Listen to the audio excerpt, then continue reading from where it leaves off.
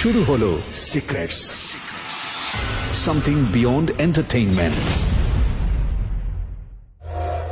প্রিয় শ্রোতা, আপনাদের সবাইকে আমন্ত্রণ জানাচ্ছি ঢাকা FM 90.4 এর সিক্রেটস অনুষ্ঠানে। আমি আরজে কিবরিয়া আপনার সঙ্গে রয়েছি। তো মোটামুটি ডিসক্লেমার ছিল, সুতরাং আপনারা জানেনই অনুষ্ঠানের নিয়মকানুন মোটামুটি। আর শুরুতেই আমি আমার গেস্ট যিনি আছে তার সঙ্গে আপনাদেরকে একটু পরিচয় করে দিতে চাই। প্রথমে আপনার নামটা একটু বলেন প্লিজ। মোহাম্মদ দেলোয়ার হোসেন মানিক।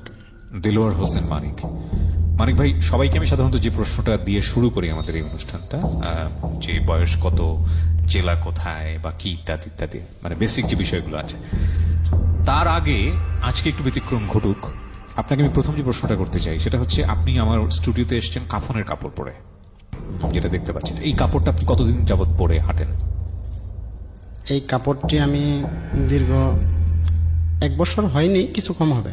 মানে আপনি যখনই ঘর থেকে বের হন এই কাফনের কাপড় পরে বের হন? হ্যাঁ। কারণটা কি? তো মানে এটা কি জানতে হলে কি পুরো স্টোরিটা জানতে হবে? না, ছোট করেও বলা যাবে। হ্যাঁ। ছোট করে বলতে হলে, মানুষ মৃত্যু হয় সেও কাফনের কাপড় পরে, কিন্তু সে কাফনের কাপড়টা নিয়ে কবরে চলে যায়। জি। সে কাফনের কাপড়ের মূল্যটা বোঝে না, কারণ সে কাপড়টা তখন পচে যায়। আর যারা মুর্শিদ প্রেমে মৃত হয়, যারা তার পীরের কাছে মৃত হয়, তারা কাফনের কাপড় পরতে পারে। শুধু আমি এই দুনিয়াতে মরে গেছি, একজন আমার থাপ্পড় দিল আমি তারে দিতে পারি না, একজন বকা দিল আমি তারে দিতে পারি না। আমার সবকিছুই আছে মানুষের মতো, কিন্তু স্বাভাবিক মানুষের মতো আমি ওই কাজগুলো করা যায় না। এই কাফনের কাপড়টা গায়ে দিলে, এটা গায়ে দিলে যেন আমার প্রতিনিয়ত মৃত্যুর কথা মনে হয়, আমি যেন কারোর সাথে খারাপ ব্যবহার না করতে পারি। আমার পীরেরও আদেশ আছে, যে কারণেই আপনি কাফনের কাপড়টা পরে ঘুরছেন, তাই কি? জি। আচ্ছা, স্টোরিটা আসলে এক অর্থে অন্যভাবেই শুরু হলো আমি বলবো, এবং সেটার এন্ডিং কি হবে সেটা একটু দেখার বিষয় আছে। তবে এখানে একটা কথা বলে রাখি প্রিয় শ্রোতা, আসলে কোনো কিছু গেস না করার জন্য আমরা বরং স্টোরিটা রিভিল করি, তারপরে আমরা বুঝতে পারবো যে কেন আজকে ওনার এই অবস্থা। তো আপনার নাম হচ্ছে, আপনি যেটা বলছিলেন, মানিক। জি। বয়স কত? বয়স 35 হবে। আমার 86-এ জন্ম। 35? 1986-এ। আচ্ছা, 35 বা তার কাছাকাছি বা তার এদিক ওদিক এরকমই হবে। ঠিক আছে। আর জন্ম জেলা কোথায়? আমার বাড়ি সাভার থানা, হেমায়তপুর। সাভার থানার হেমায়তপুর, জালচর গ্রাম। আচ্ছা, ওকে। এখন থাকছেন বর্তমানে ঢাকাতে? হ্যাঁ। ঠিক আছে, শুরু করেন মানিক ভাই, ছোটবেলা থেকে যেখান থেকে বলার আছে। তো আমি সবাইকে আসসালামু আলাইকুম বলতে চাই, যে আমার মুসলমান ভাইয়েরা যারা আছেন। আমার জন্ম ঢাকা জেলায় সাভার থানায়। একটা গরিব ঘরে আমার জন্ম, একদম সাধারণ ফ্যামিলি, খুবই গরিব। আমরা খুবই গরিব একদম ছিলাম। আমার বাপ চাচারা 5 ভাই 2 বোন। আমার আব্বা বড়। আমার আব্বাই শুধু আমাদের হেমায়তপুর গ্রামের বাড়িতে থাকে, আর আমার 3 চাচা এখনো মিরপুরে থাকে। স্বাধীনের পর থেকেই তারা মিরপুরে থাকে। তো আরেক চাচা সাভারে, উনি আবার ফার্নিচারের ব্যবসা। তো আমার 96-তে মনে আছে, 1996-এ আমার ছোট চাচারে আমার আব্বা মানে এলাকায় বিয়ে করাইবো। সব চাচার এদিক সেদিক বিয়ে করছে, তো ছোট চাচারে বিয়ে করাবে এলাকায়। তো আব্বা বলল যে সবাই তো এদিক সেদিক বিয়ে করছে, তো তোরা আমগো এলাকায় বিয়ে করাই, গ্রামের একটা থাকবে। তো ওই ছোট চাচারে বিয়ে করানোর পরে শ্বশুর বাড়ি থেকে বলা হয়েছিল যে ওনাকে বিদেশ পাঠানো হবে। তো ছোট চাচারে বিদেশ আর পাঠায় না তারা বিয়ে করার পরে। না পাঠানে ছোট চাচা আমার আব্বারে প্রচুর চাপ দিতে থাকে। আচ্ছা। যে তুমি বড় ভাই বিয়ে করাইছো, আমার বিদেশ পাঠাইবা বইলা, ওখান থেকে তো আর আমার বিদেশ পাঠায় না, তাহলে তুমি ব্যবস্থা করো। আচ্ছা। ওই ব্যবস্থা করতে গিয়ে আমার দাদার যে ভিটা বাড়িটা ছিল, ওই ভিটা বাড়িটা আব্বা এক পর্যায়ে দাদারে বিক্রি করে দিতে বলে। ওকে। বিক্রি করে দিলে ছোট চাচার বিদেশ, আব্বার আশাটা এই ছিল যে ছোট চাচার বিদেশ পাঠালে আমার ছেলে পেলে বড় হইতেছে, আমার ছেলে পেলেও যদি একটা বিদেশ নিয়ে যায় আমরা একটু সচ্ছল হতে পারবো। জি। তো সেখান থেকে ছোট এক পর্যায়ে আমাদের ওই বিটাটা ছাড়া থাকার আর কোনো জায়গা নেই। আচ্ছা। ওটাই আমাদের একমাত্র থাকার জায়গা। আচ্ছা। তো এক পর্যায়ে দাদারে দিয়ে আব্বাই প্রেশার করায় জায়গাটা বিক্রি করায়। আচ্ছা। বিক্রি করায় আমরা নানির বাড়িতে চলে আসি। ওকে। আমরা নানির বাড়িতে থাকতে শুরু করি। কয় ভাই বোন ছিলেন আপনারা? আমরা 3 ভাই 1 বোন। আমি সবার বড়। ওকে। আমার আরো 2 ভাই 1 বোন আছে। তো সেখান থেকে নানির বাড়িতে চলে আসার পরে নানির বাড়িতে অনেক প্রায় 4-5 মাস থাকলাম। তখন 98-এর বন্যা। আচ্ছা। 98 বন্যা আমাদের এত অভাব যা বলার বাহিরে। তো প্রায় আমি তো বড় লক্ষ্য করি যে যদি ভাত রান্না হয় অনেক সময় আমরা 3 ভাই বোন, আব্বা এ ঘরে না খাওয়া তো আর মা খাইতে পারে না। জি। তো তখন অনেক সময় দেখি যে মা পাতিলে ভাত থাকে না, আমরা অনেক সময় বইলা ফেলাই আর একটু ভাত দাও, পেটে খিদা না থাকলেও বইলা ফেলাই, কিন্তু এই চিন্তাটা করি না যে মা খাইলো না খাইলো।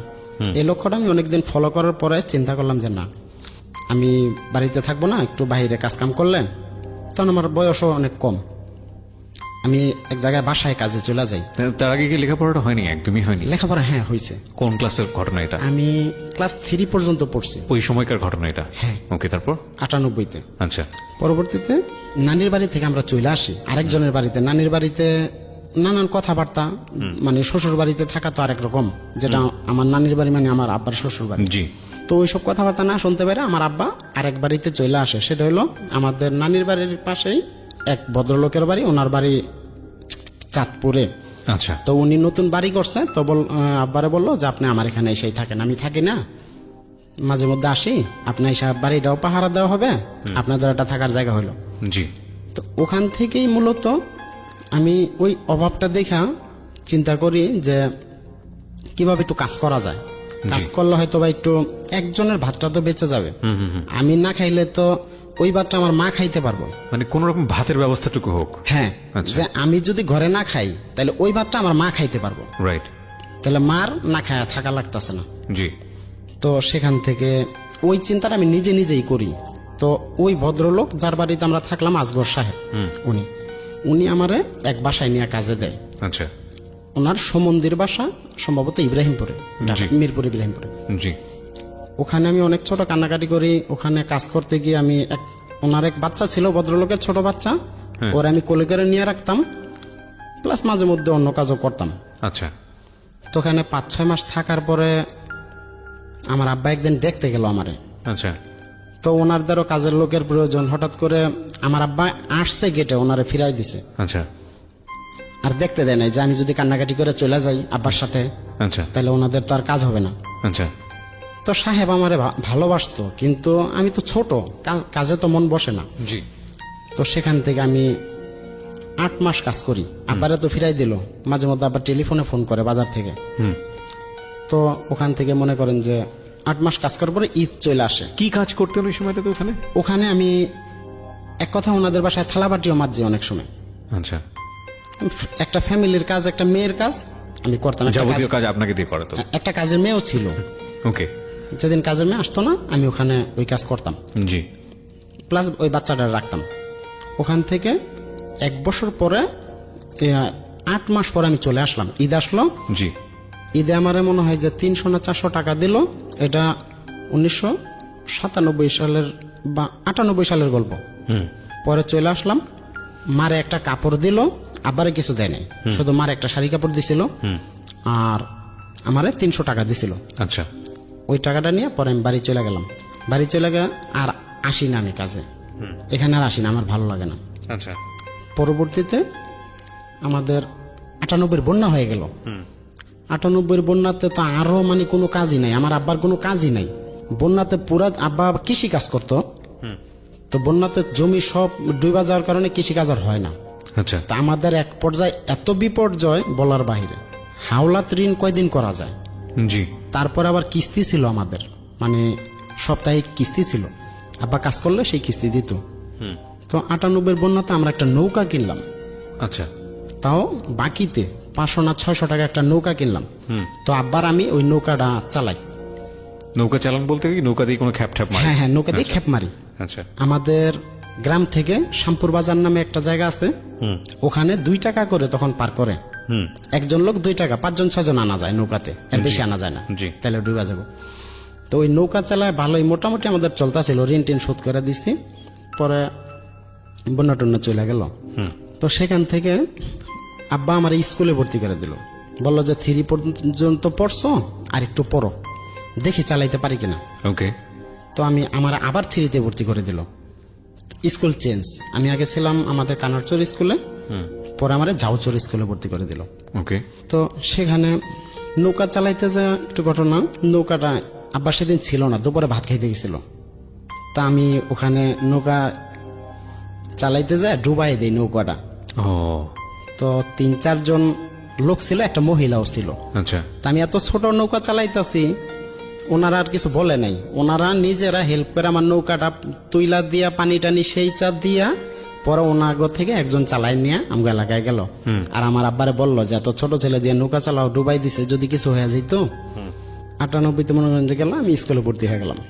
স্কুলে পড়তেছিলাম, 3-তে 1 বছর পড়লাম, 4-এ 1 বছর পড়লাম। 4-এ 1 বছর পড়ি নাই, 6 মাসের পরীক্ষা দিছি। পরীক্ষা দেওয়ার পরে আমার এক ছোট চাচা থাকে মিরপুরে, ওই যে যেই চাচা বিয়ে করাইছিলাম, ওই চাচা চার দোকান করে, উনি বিদেশ থেকে আইসা পড়ছে। তো ওনারা জমি জমি বিক্রি করে দিয়ে বিদেশ পাঠাইলাম। বিদেশ 2 বছর থেকে ওনার ক্যাশপাতি কইরা উনি আমার ঘরে দেওয়ার ভিতরে একটা সাবান নিয়ে আমার আব্বারে দিতে আছে। আমি আসলে হাসবো না কাঁদবো বুঝে উঠতে পারছি না, কষ্টের গল্প কিন্তু এতটাই বেশি শক্ট যেখানে হাসি চলে আসছে আমার। হ্যাঁ বলেন তারপর। আমার আবার আশা ছিল যে আমার ঘরে মানুষ করে মূলত। আর দ্বিতীয় কথা, আমার যে দাদার ভিটাটা ছিল এর আশেপাশের লোক গেলা ভালো ছিল না। ভালো ছিল না বলতে তারা মানে অনৈতিক কাজকাম করতো, আর চুরি ডাকাতি এগুলো, জুয়া তাস, মানে আশেপাশে কয়েকটা বাড়ি ছিল এরকম। মানে এটা আগের কথা, অনেক আগের কথা, এখন তো সেরকম নাই। তো ওই জন্য আমার আব্বারও বেশি বিক্রি করে ফেলাইছে, যে এখানে থাকলে আমার ছেলেও খারাপ হয়ে যাব। এই জন্য জায়গাটা বিক্রি করে যদি অন্য জায়গায় কিছু করতে পারি তাহলে আমার ছেলেগুলা ভালো হইব। আব্বার চিন্তা আবার অন্যরকম ছিল।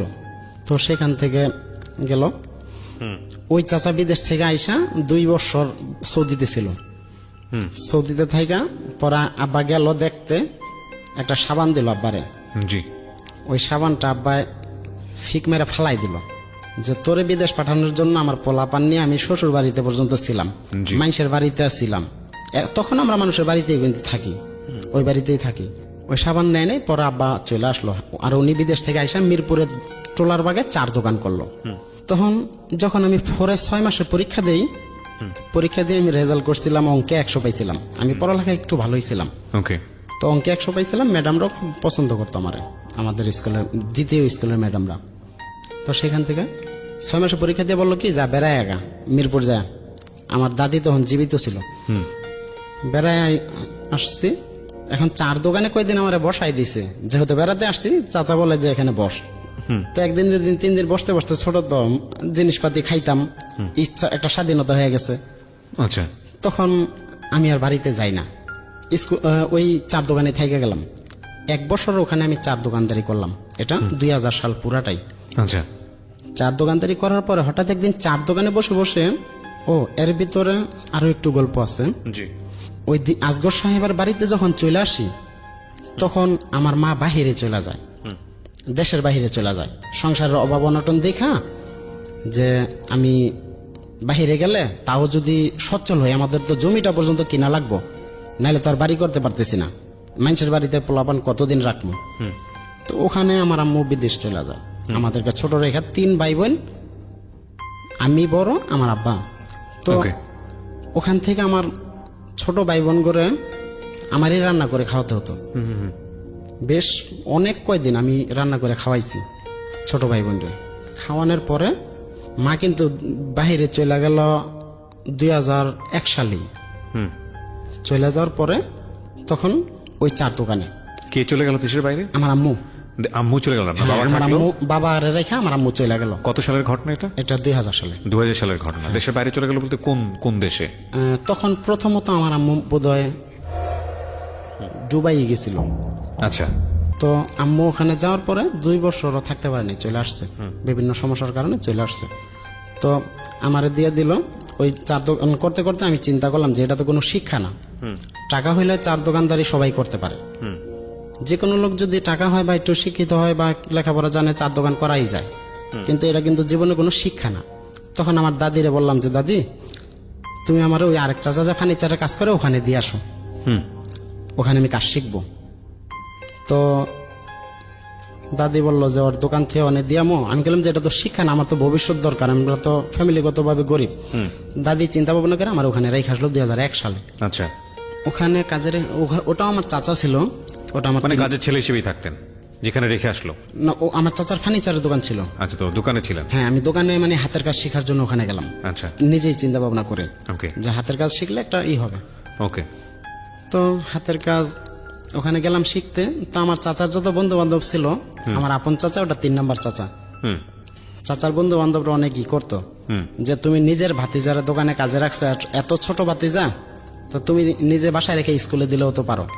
ওকে। তোমার তো 16-17 জন কর্মচারী, একটা ভাতিজারে যদি একটু স্কুলে দাও তাও তো পড়ালেখাটা চলে। তো একদিন 2 দিন 3 দিন এরকম অনেকজনই অনেক কথা বলে চাচারে। তো চাচার মাইন্ডে লেগে গেছে যে ভাতিজারে কাজে না, তো আমি অপমানের ই শুরু করলাম। মানুষ যে আসে সেই কথা বলে, ভাতিজা শুনলেই করে। তো এক পর্যায়ে ওই চাচা আমার 6 মাস পরে পাঠায় দেয় বাড়িতে 20টা টাকা দিয়া। 6 মাস পরে 20 টাকা দিয়ে আমার পাঠায় দেয় বাড়িতে, যে জাগা তুই একটু বড় হইলে কাজে আসিস। আমি গেলাম বাড়িতে, আব্বার সাথে দেখা শ্যামপুর বাজারে। দেখা যায় আব্বা দেখা যায় আমি কান্তাছি। 6 মাস পরে দেখা এবং আপনি কাঁদতেছেন। মানে আব্বা জানেও না যে আমি বাড়িতে যাইতাছি।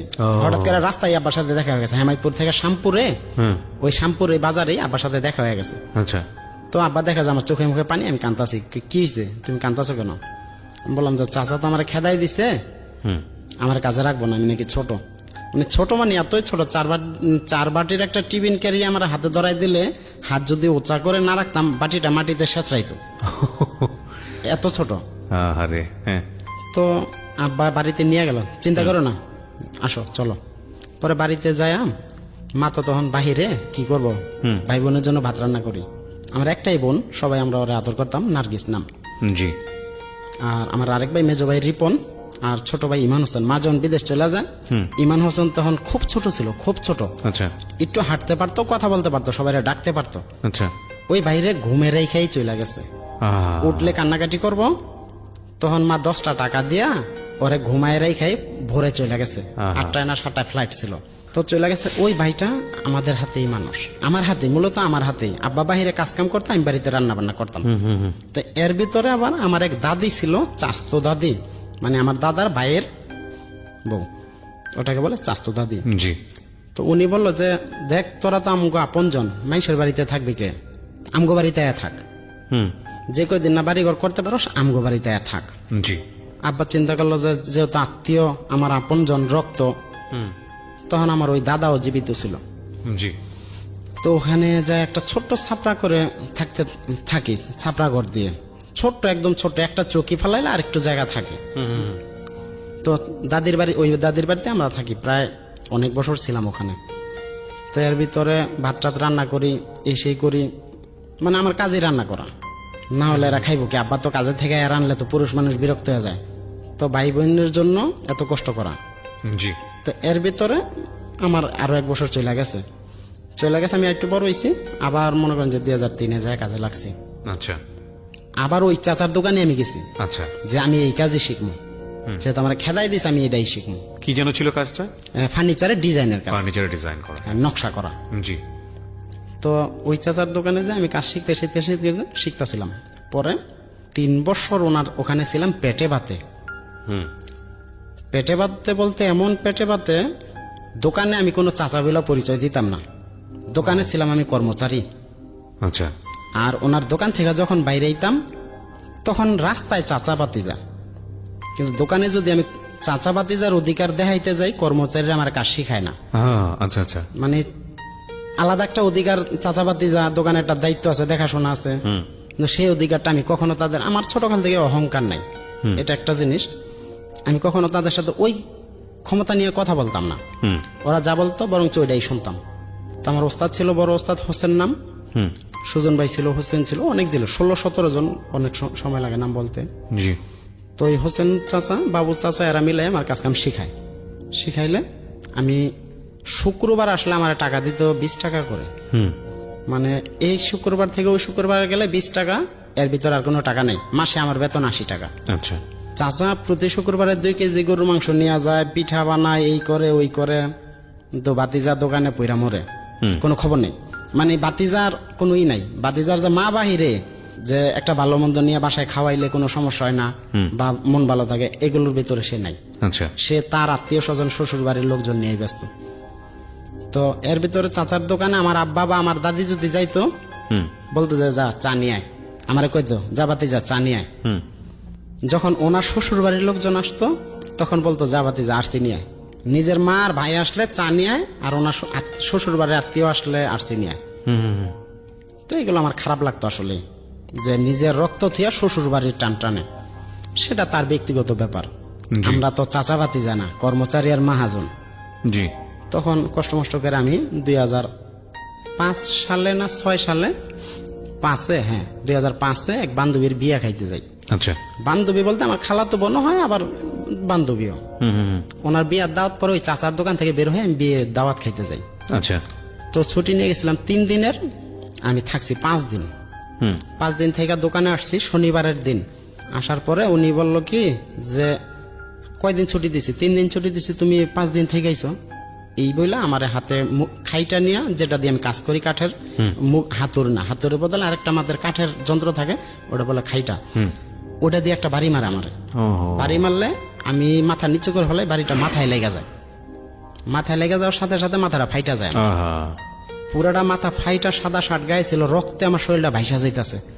তখন জুনিয়র ওস্তাদেরা আমার দৌড়াদৌড়ি করে নিয়ে হাসপাতালে ভর্তি করলো, সাভার জেনারেল হাসপাতালে। আচ্ছা। ওখানে আমি 2 দিন ছিলাম ভর্তি, সেলাই টেলাই করলো, 5টা সেলাই লাগছিল। তো 2 দিন থাকার পরে আমারে ওনার বাড়িতে নিয়ে গেল তখন। আচ্ছা। তো আমার আব্বা তো তার আপন ভাই, আমার আব্বা আবার 15 দিন 20 দিন পর পর আসে দেখতে, যে ছেলে কেমন আছে কি আসে বিষয়। আমাদের আবার তখন তো হেমায়তপুর, আমগো শ্যামপুর, জাউচর কোনো জায়গায় বাজার ছিল না। বাজার ছিল এক হেমায়তপুর, আর আমরা হাট করতাম সাভারে, শনি মঙ্গলবারে হাট। সাভারে নৌকা দিয়া হাট কইরা ট্রলারে যাইতো, হাট করে আবার বাড়িতে নিয়ে যাইতো। তখন বাজার ব্যবস্থা এমন ছিল। তো আমার বাসায় নিয়ে রাখছে, আর আব্বা যখন দোকানে যায় তখন কয় যে পোলা এই ইয়ে গেছে, সাইডে কাজে গেছে। তখন আব্বা যদি দেখে যে মাথায় ব্যান্ডেজ সেলাই করে, আমার রাখবো না, অনেক রাগারাগি করবো। জি। এই ইয়েতে চাচা নিয়ে বাসায় রেখে দেয়। 1 মাস আমার মাথা ভালো হয়, পরে আমার দোকানে নিয়ে আহে। তা আমার কইছিল যে তুইও কোষ যে সাইটে যেন গেছিলি। তা আমি তাই বলছি। তো আব্বা তো বাপ মার মন সন্তানের প্রতি অন্যরকমই থাকে, খুব স্বাভাবিক। তখন আব্বা বুঝতে পারছে যে আমার হয়তো পোলার কিছু হয়েছে। পরে মাথা হাতায় দেখে যে সেলাই করা। কি ছিল? আমি কি কিছু না, এই ব্যাপার। উনি আসলে যাই না মারে নাই, উনি হয়তো বা গায়ে মারছিল, আমি মাথা নিচে করে ফেলাইছি, মাথায় লাগছিল। আচ্ছা। তো এই বেলা কাটাই দিই।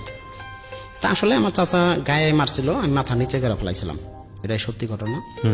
2000 ভাই বোন, তখন আমি যখন কাজ শিখি, ভাই বোন, ছোট বোন রান্না করে, ছোট বোন তখন ছোটই, আব্বাই রান্না করে আইসা আইসা। মা আইসা পড়লো, আইসা 6 মাস ছিল। আচ্ছা। ওই চাস্তো দাদাগো বাড়িতে থাকা অবস্থায় মা আবার চলে যায়। আচ্ছা। আচ্ছা। তখন বাহারাইন ছিল। তো বাহারাইন যায় থাকতেছে, আর ছোট ভাই বোন এদিক দা মনে করেন যে অমানুষ হইতেছে। অমানুষ বলতে লেখাপড়া হয় না, রান্না বান্নার লোক নাই, গুইরা বেড়ায় যার যা মন চায়। জি। মানে ফ্যামিলিতে শাসন করার মতো, দেখার মতো কেউ না থাকে। কেউ নেই, আবার তো সারাদিন কাজেই থাকে। জি। তো সেই পর্যায়ে আমি 2006 সালে আমার বেতন ধরে 2000 টাকা মনে হয়, মানে চাচায় খাওয়া টাওয়া দিব, 2000 টাকা বেতন ধরে। তো বেতন ধরলে ওই সময় আমার নামে ব্যাংকে অ্যাকাউন্ট, মা যে বাহিরে আবার গেল, টাকা পয়সা পাঠায়, সাবার উত্তরা ব্যাংকে আমার নামে অ্যাকাউন্ট করা। আচ্ছা। তো অ্যাকাউন্ট করা, মা টাকা পাঠায়, ওই ব্যাংকেই থাকে, ওখান থেকে যা লাগে আবার নিয়ে যায়, আমি উঠাই দিয়ে নিয়ে যায়। আমি তখন ছোট ছিলাম, তারপর আমার নামে অ্যাকাউন্ট, আমি বড় ছিলাম। জি। ওই টাকা পয়সা আব্বা আসে তুলা দেই, যা লাগে দিতাছি। তো আমি ছোট থেকে একটু বেশি ছিলাম, মানে চঞ্চল ছিলাম। তো আমারও মাঝে মধ্যে টাকা আমিও তুলতাম বলতে, ওই আমার চাচা, যে চাচার কাছে কাজ শিখি, 15-16 জন কর্মচারীর বেতন ঠিক মতো দেয় না। জি। অনেক সময় আমার বলে কি, যা বাতি যা, ব্যাংকে থেকে 5000 টাকা উঠাই নিয়ে আয়, আমি তোরে দিয়ে দেবো না। তো আমি যাই তুলা দিই আমার ওস্তাদ, মানে আপনার ব্যাংক অ্যাকাউন্ট থেকে? আমার অ্যাকাউন্ট থেকে। আচ্ছা। ওনার অ্যাকাউন্ট ছিল কিনা আমি জানি না, মানে আমার কাছে হাওলাত চাইতেছে যে 5000 টাকা এনে দেয়, আমি দিয়ে দেবো। আচ্ছা। তো 5000 টাকা দিছি। হ্যাঁ, পরবর্তীতে আমার টাকা দেয় 500, 1000, যাবাতে যা ব্যাংকে থুয়ায়।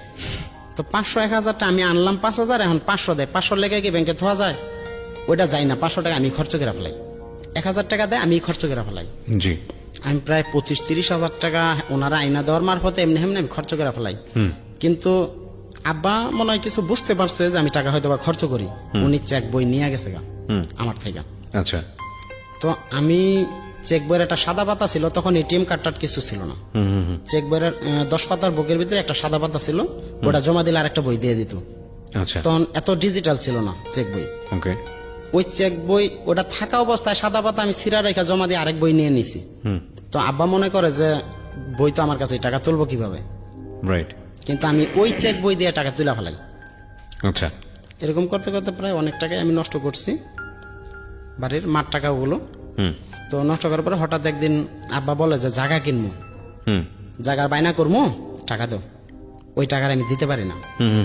ওই যে চাচার মাধ্যমে খরচ করে বলেছে, এখন চাচার কথা বললে চাচাই ছোট হয়, আমার ওস্তাদ, তারাও ছোট করতে পারি না। জি। তখন আমি পালায়া সিলেট চলে যাই। আব্বারের সামনের দোকানে বসায় রেখে পিছনে ওয়াল টপকায়া 500 টাকা ব্যাংকে থেকে তুইলে আমি সিলেট গেছি। যখন আপনি সিলেট যান তখন আপনার বয়স কত আনুমানিক? এটা 6-এর আগের ঘটনা, 2006 সালের আগের ঘটনা। আগের ঘটনা, আচ্ছা। কিছু আগে, পুরাপুরি আগে না। জন্ম হয়েছে কত সালে? 86-তে। 86 সালে। ওকে। আমি সিলেট পালায় চলে গেছি। আমার হাতে তখন ফোন ছিল, আমি আবার 2002 সাল থেকে ফোন ব্যবহার করি। মানে ওই যে মা বাহিরে যে কথা বলা লাগে 50 টাকা মিনিট কথা বলি তখন বাহিরে। তো সিলেট একটা মোবাইল নিয়ে গেছিলাম, বাটো মোবাইল, সাজেন, তখন তো টাচ মাছ এত বাইরে নেই। ওই মোবাইলটা নিয়ে গেছি। পরে তো ওখানে আমার ফোনে ফোন দিছে আব্বা অন্য লোক দিয়া, যে তোর আব্বা হাসপাতাল ভর্তি, ব্যাংকে তো টাকা পয়সা সব তোরে ছাড়া তো কেউ উঠাইতে পারবো না, তাড়াতাড়ি চলে আয়, তোর আব্বা হাসপাতাল। মানে কথাটা মিথ্যা বলা হয়েছিল, এই জন্য জানি আমি চলে আসি বাড়িতে। বুঝতে পারছি আমরা। হ্যাঁ। ওই সিলেট যে আমি একজনের কাছে 12-13 দিন কাজ করছি। আচ্ছা। উনি আর কাজের বেতন দেন। আমি বললাম যে আমার বাড়িতে আব্বা হাসপাতাল ভর্তি, আপনি আমার ভাড়ার টাকা দেন, আমি চলে যাই। উনি আমার ভাড়ার টাকাও দিতে পারে না। তো ভাড়ার টাকা না দিতে পারায় আমি ওই মোবাইলটা বিক্রি করে চলে আসি। আচ্ছা। 1800 টাকাতে কিনছিলাম, 1200 টাকা বিক্রি করে আমি আইসা করি। আইসা দিই, তখন আব্বা বললো যে একটু শাসন করছে, ধমক টমক দিছে, যার এরকম করো না, আমরা তো গরিব মানুষ, জায়গা জোগা রাখন লাগবো, এইভাবে যদি নষ্ট করো। কিন্তু তখন আমি এই জন্য বলতে পারি না চাচার কথা, যে চাচা এরকম করাইছে আমারে।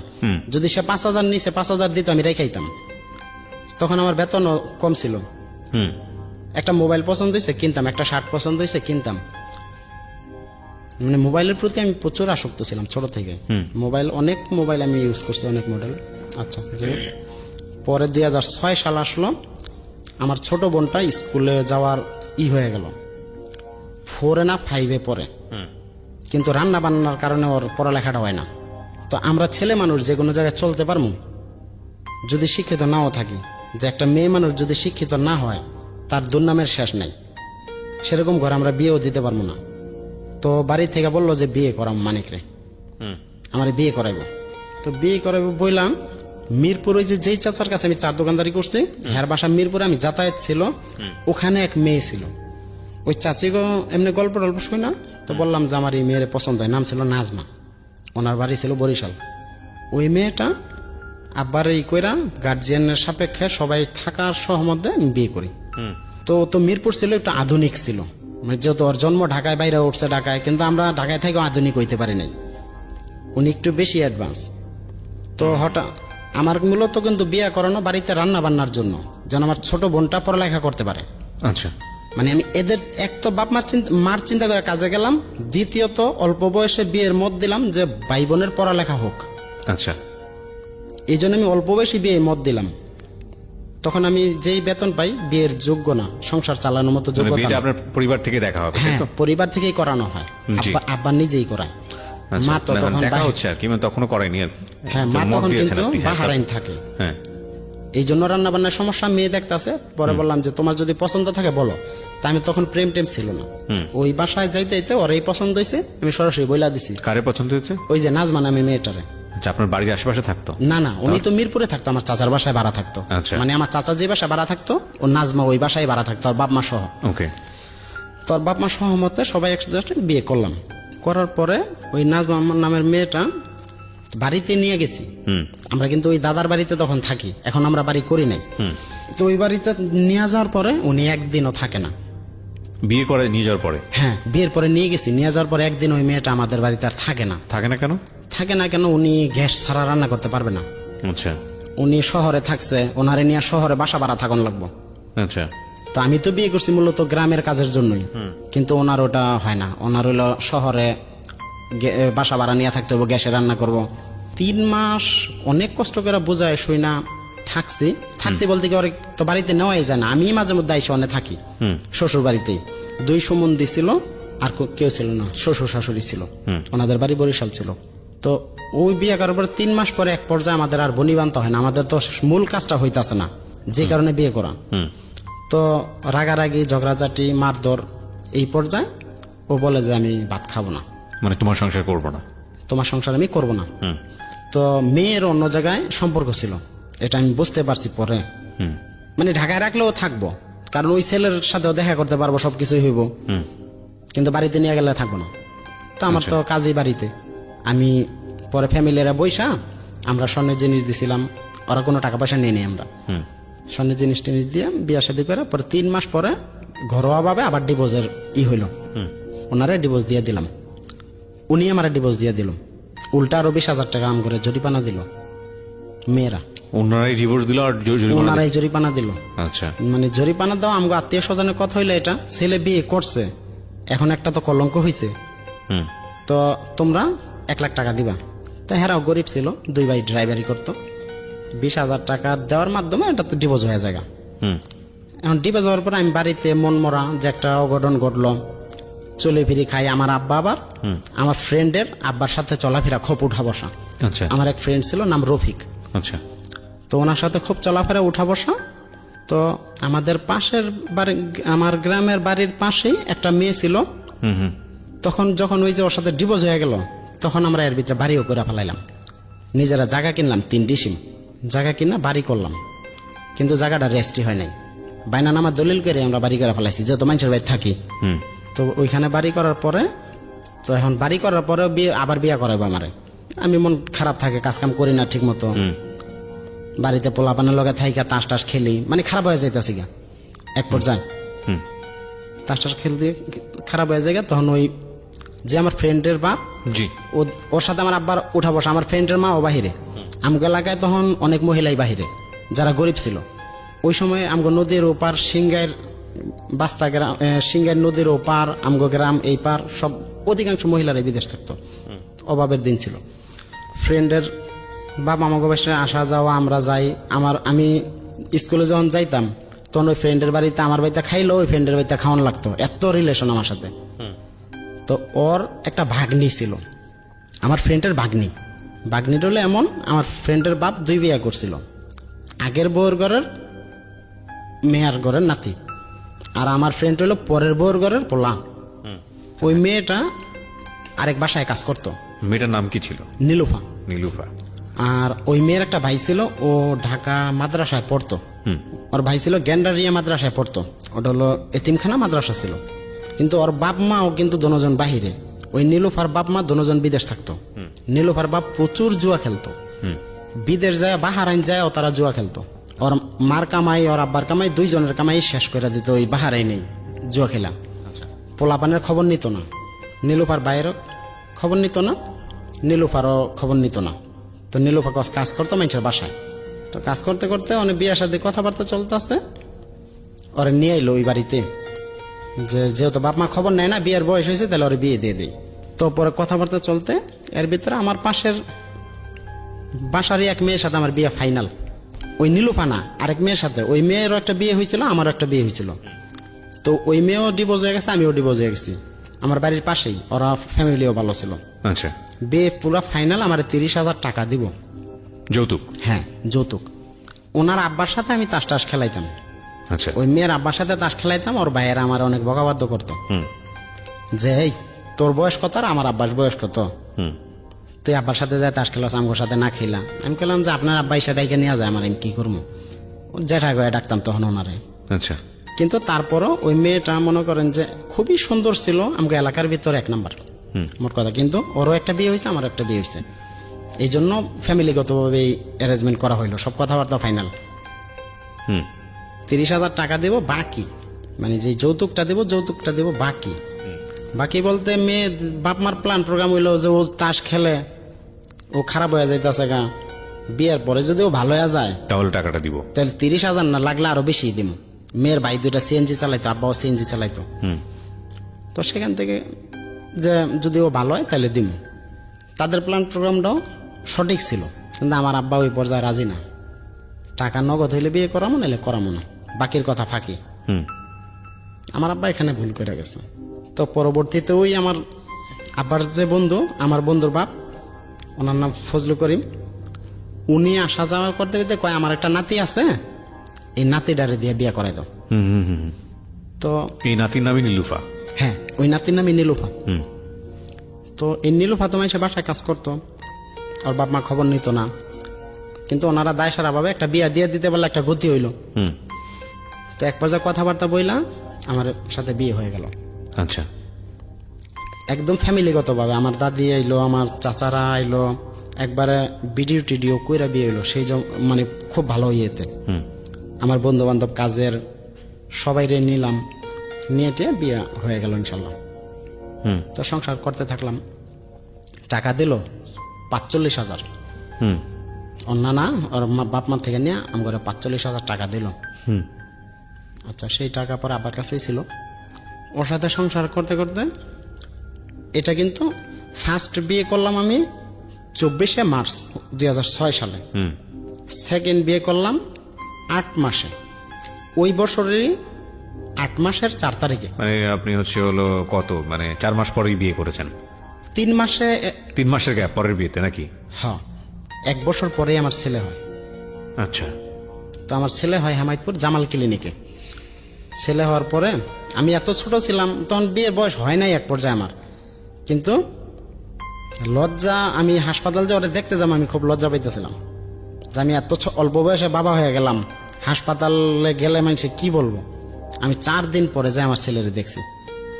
এই লজ্জার কারণে আমি 4 দিনের ভিতরে হাসপাতালই যাই নাই। পরে ছেলে হয়ে যাওয়ার পরে তখন মা বাংলাদেশে আসছে। ছেলে হওয়ার পরে সন্তান যখন না, ছেলে যখন গর্বে তখনই মা চলে আসছে, এবং কি ওর বাপ মাও চলে আসছে। আমার শ্বশুর শাশুড়িও আইসা পড়ছে বাংলাদেশে, আমার মা বাংলাদেশে আইসা পড়লে আমার ছেলে হইল। ছেলের নাম রাখলাম রিফাত। তো রিফাত হওয়ার পরে ২০০৭ সালের ৮ মাসের ৫ তারিখে রিফাত হইল। ৮ মাসের ৪ তারিখে আমাদের বিয়ে, ওই পরের বছরে ৮ মাসের ৫ তারিখে আমার ছেলে হইল। ওকে। তো ছেলে হওয়ার পরে আমরা সংসার করতেছি। এর ভিতরে আমার ছোট মেজো ভাই যেটা, এটা গাড়ি চালায়। সে আবার ওই যে প্রাইভেট গাড়ি চালানো শিখছে, ওটা চালায়। ওটা চালাইতে চালাইতে বাড়িতে খাবার টাবার নিয়ে আহে, আমি কাজ করি এদিক সেদিক। আমি তো ফার্নিচারের কাজ করি, তখন আর চাচার দোকানে কাজ করি না, তখন আমাদের এলাকায় কাজ করি। তেঁতুল জোড়া কাজ করি, অনেক জায়গায় কাজ করি, বিভিন্ন জায়গায় কন্ট্রাক্টে কাজ করি, তো কোনো ঠিক ঠিকানা নেই। তো কাজ করতে করতে আমি বুঝতে পারি নাই যে কখনের ভিতরে আমার ওই ওয়াইফের সাথে আমার ভাইয়ের সম্পর্ক হয়ে যায়। আপনি এভাবে বললে তো আমি বুঝবো না, ঘটনাটা কি ঘটেছিল যে কারণে আপনি বুঝতে পারেন যে আসলে সম্পর্ক আছে? আপনি কি দেখেছেন নিজের চোখে? আচ্ছা, সেটা বলেন। তো কতদিন সম্পর্ক আমি তখন জানি না। হ্যাঁ। আমি একদিন হঠাৎ আমার রুমে শুয়ে রয়েছি, আমার আব্বা মাঝখানের রুমে, তারপরের রুম ছোট ভাইয়ের। আচ্ছা। তো ওখানে থাকার পরে ও চাউল বের করে রান্না করতে যাবে, তখন সময় ছিল 3টা বাজে। আব্বা মাঝখানের রুমে কিন্তু শুয়ে রয়েছে। তো চাউল বের করে যখন রান্না করতে যাবে, তখন আমি কি জন্য যেন হঠাৎ লাফদা উঠছি। আচ্ছা। ওইটা ওই চাউল আবার ওই যে রুমে ছোট ভাই থাকে লাস্টের রুম, ওই রুমে। আচ্ছা। তো চাউল বের করতে যায়, দেখি যে 2জন জড়ায় ধরে রয়েছে। তো আমি তো পুরাই অবাক যে আমি এটা দেখার জন্য প্রস্তুত না। আমি তার আগে বিন্দু পরিমাণ সন্দেহ করি নাই। ওরা মোবাইলেও কথা বলছে, সামনাসামনিও কথা বলছে, আমি সন্দেহের চোখে দেখিও নাই, কারণ আমার ওই রকম মন মানসিকতাও নাই। তো ওই অবস্থা দেখার পরে আমি আব্বাই তো লাফদা উঠছে, কি হয়েছে। আপনি কি করলেন তখন? আমি তো ওরে ধরছি। ওই মুহূর্তে কি নিজের ভাইকে ধরেছেন? হ্যাঁ। নাকি আপনার ওয়াইফকে ধরেছেন? ধনুজনরেই পাশাপাশি ধরছি, 2 জনরে 2 হাতে ধরছি, একজনের ছুটতে দে না। ধরার পরে আমার ছোট ভাইরা আব্বাই ছাড়াই দিল, আব্বা ওইটা ছাড়াই দিল। তখন আব্বারে আমি অনেক বকাবাদ্য করছি যে আমি থাকি বাহিরে কাজ কাম করছি, তো আপনি মুরব্বী মানুষ বাড়িতে থাকছেন, আপনার তো এগুলো দেখা উচিত ছিল। আপনি আজকে দেখেন না, কালকে দেখেন না, আর এটা তো একদিনের ঘটনাও না, হঠাৎ করেই তো আর একজনের এই পরিস্থিতিতে দেখা যায় না। তখন আব্বা অনেক কথাবার্তা, আমি শাবল নিয়ে নিছি রুমে থেকে, যে হয় বউরে মেরে ফেলাম, বউরে মেরে ফেলাম। শাবল নিয়ে তখন বউরে পার দিতে গেছিলাম, তখন ওইটা আব্বার গায়ে লাগছিল। তো বেশি কিছু হয় নাই আব্বার। তখন আমি আব্বার কাছে বিচার চাইলাম, তখন কিন্তু মা আবার চলে গেছে দেশের বাইরে। হ্যাঁ, আবার চলে গেছে দুবাইতে। বিচার চাইলেন, তারপর? বিচার চাওয়ার পরে আব্বা, আমিও সন্তান ওইও সন্তান, তখন কি করব আব্বাও চিন্তা ভাবনা করে খুঁজা পায় নাই। আমার বোনের ভিতরে মনে করেন যে 8-এ পড়ে, আমার ছোট ভাই 4-এ না 5-এ পড়ে, একবারে ছোটটা, ওটার নাম ইমান হোসেন। তো বিচার চাওয়ার পরে ও কিছুদিন বাড়ির বাহিরে ছিল। কিছুদিন বাড়ির বাহিরে থাকার পরে আব্বারে বললাম যে ও যদি কোনোদিন বাড়িতে আসে তাহলে আমি বাড়িতে থাকবো না, কারণ এই ঘটনা আমি দ্বিতীয়বার আর দেখতে চাই না। আপনার স্ত্রীর সঙ্গে আপনার কথোপকথন কি হচ্ছিল? আপনি তারপরে তো মারতে গেলেন ইনস্ট্যান্টলি, সেটা ঠিক আছে, এরপরে আপনি ওনার সঙ্গে কথা বলছিলেন না বিষয়টা নিয়ে? পরে হ্যাঁ কথা বলছি, কিন্তু ওর একটা স্বভাব ছিল, স্বভাবটা হলো এই ধরনের, ও কোনোদিন স্বীকার করতো না। না, কিন্তু আপনি দেখেছেন চোখের সামনে? হ্যাঁ আমি দেখছি। তারপর অস্বীকার করছে? তার বেরো অস্বীকার করতে যে কয় কিছু না এমনি, কিন্তু আমি সরাসরি দুইজনকে দেখছি যে মনে করেন যে জড়ায় ধরে রাখছে। তো আব্বা ওদের লোকজন ডাকাইলো, ওরা মনে করেন যে আমারই উল্টা ফাপড়, যে তুই মিথ্যাই করতেছ, মানে আপনার ওয়াইফের আত্মীয় স্বজন গার্জিয়ান আমার উপরে প্রেশার ক্রিয়েট করতেছে, আচ্ছা, যে তুই ভুল বলছস। ওইও অস্বীকার করতেছে, এই জন্য ভুল বলতেছে, কিন্তু আমার আব্বাও জানে আমিও জানি ঘটনা সত্যি। তা আব্বা তো কেউরে ফেলাইতে পারতেছে না, ওই সন্তানও না আমিও না। তো এক পর্যায়ে কোনো ভূমিকা নিচ্ছে না সে? না, আব্বা কোনো পর্যায়ে যাইতেছে না, আমারও ত্যাগ করতেছে না, ওরাও ত্যাগ করতেছে না। তো আমি তো পুরাপুরি, কেউ যদি এই ঘটনা দেখে তার মাথা তো ঠিক থাকে না। খুব স্বাভাবিক। তো আমার এমন পর্যায়ে হয়ে গেল, মানে পৃথিবী আমার উপরে ভাঙ্গিয়া পড়ছে। তো সেদিন বলছিলাম যে আল্লাহ এর আগে যদি আমার নিয়ে যাইতা তাও ভালো হইতো, এত বিশ্বাসের পরে যদি এরকম কিছু হয়। নীলুফা আবার একটু অন্য ধরনের ছিল। অন্য ধরনের কেমন, একটু টুকটাক যদি বাড়িতে ঝগড়া লাগতো তাও আর আত্মীয় স্বজন আইনা আমার প্রেশার ক্রিয়েট করতো। একটু যদি ঝগড়া লাগতো তাও আত্মীয় স্বজন আইনা বিচার বসাইতো, এগুলো আমার ভালো লাগতো না।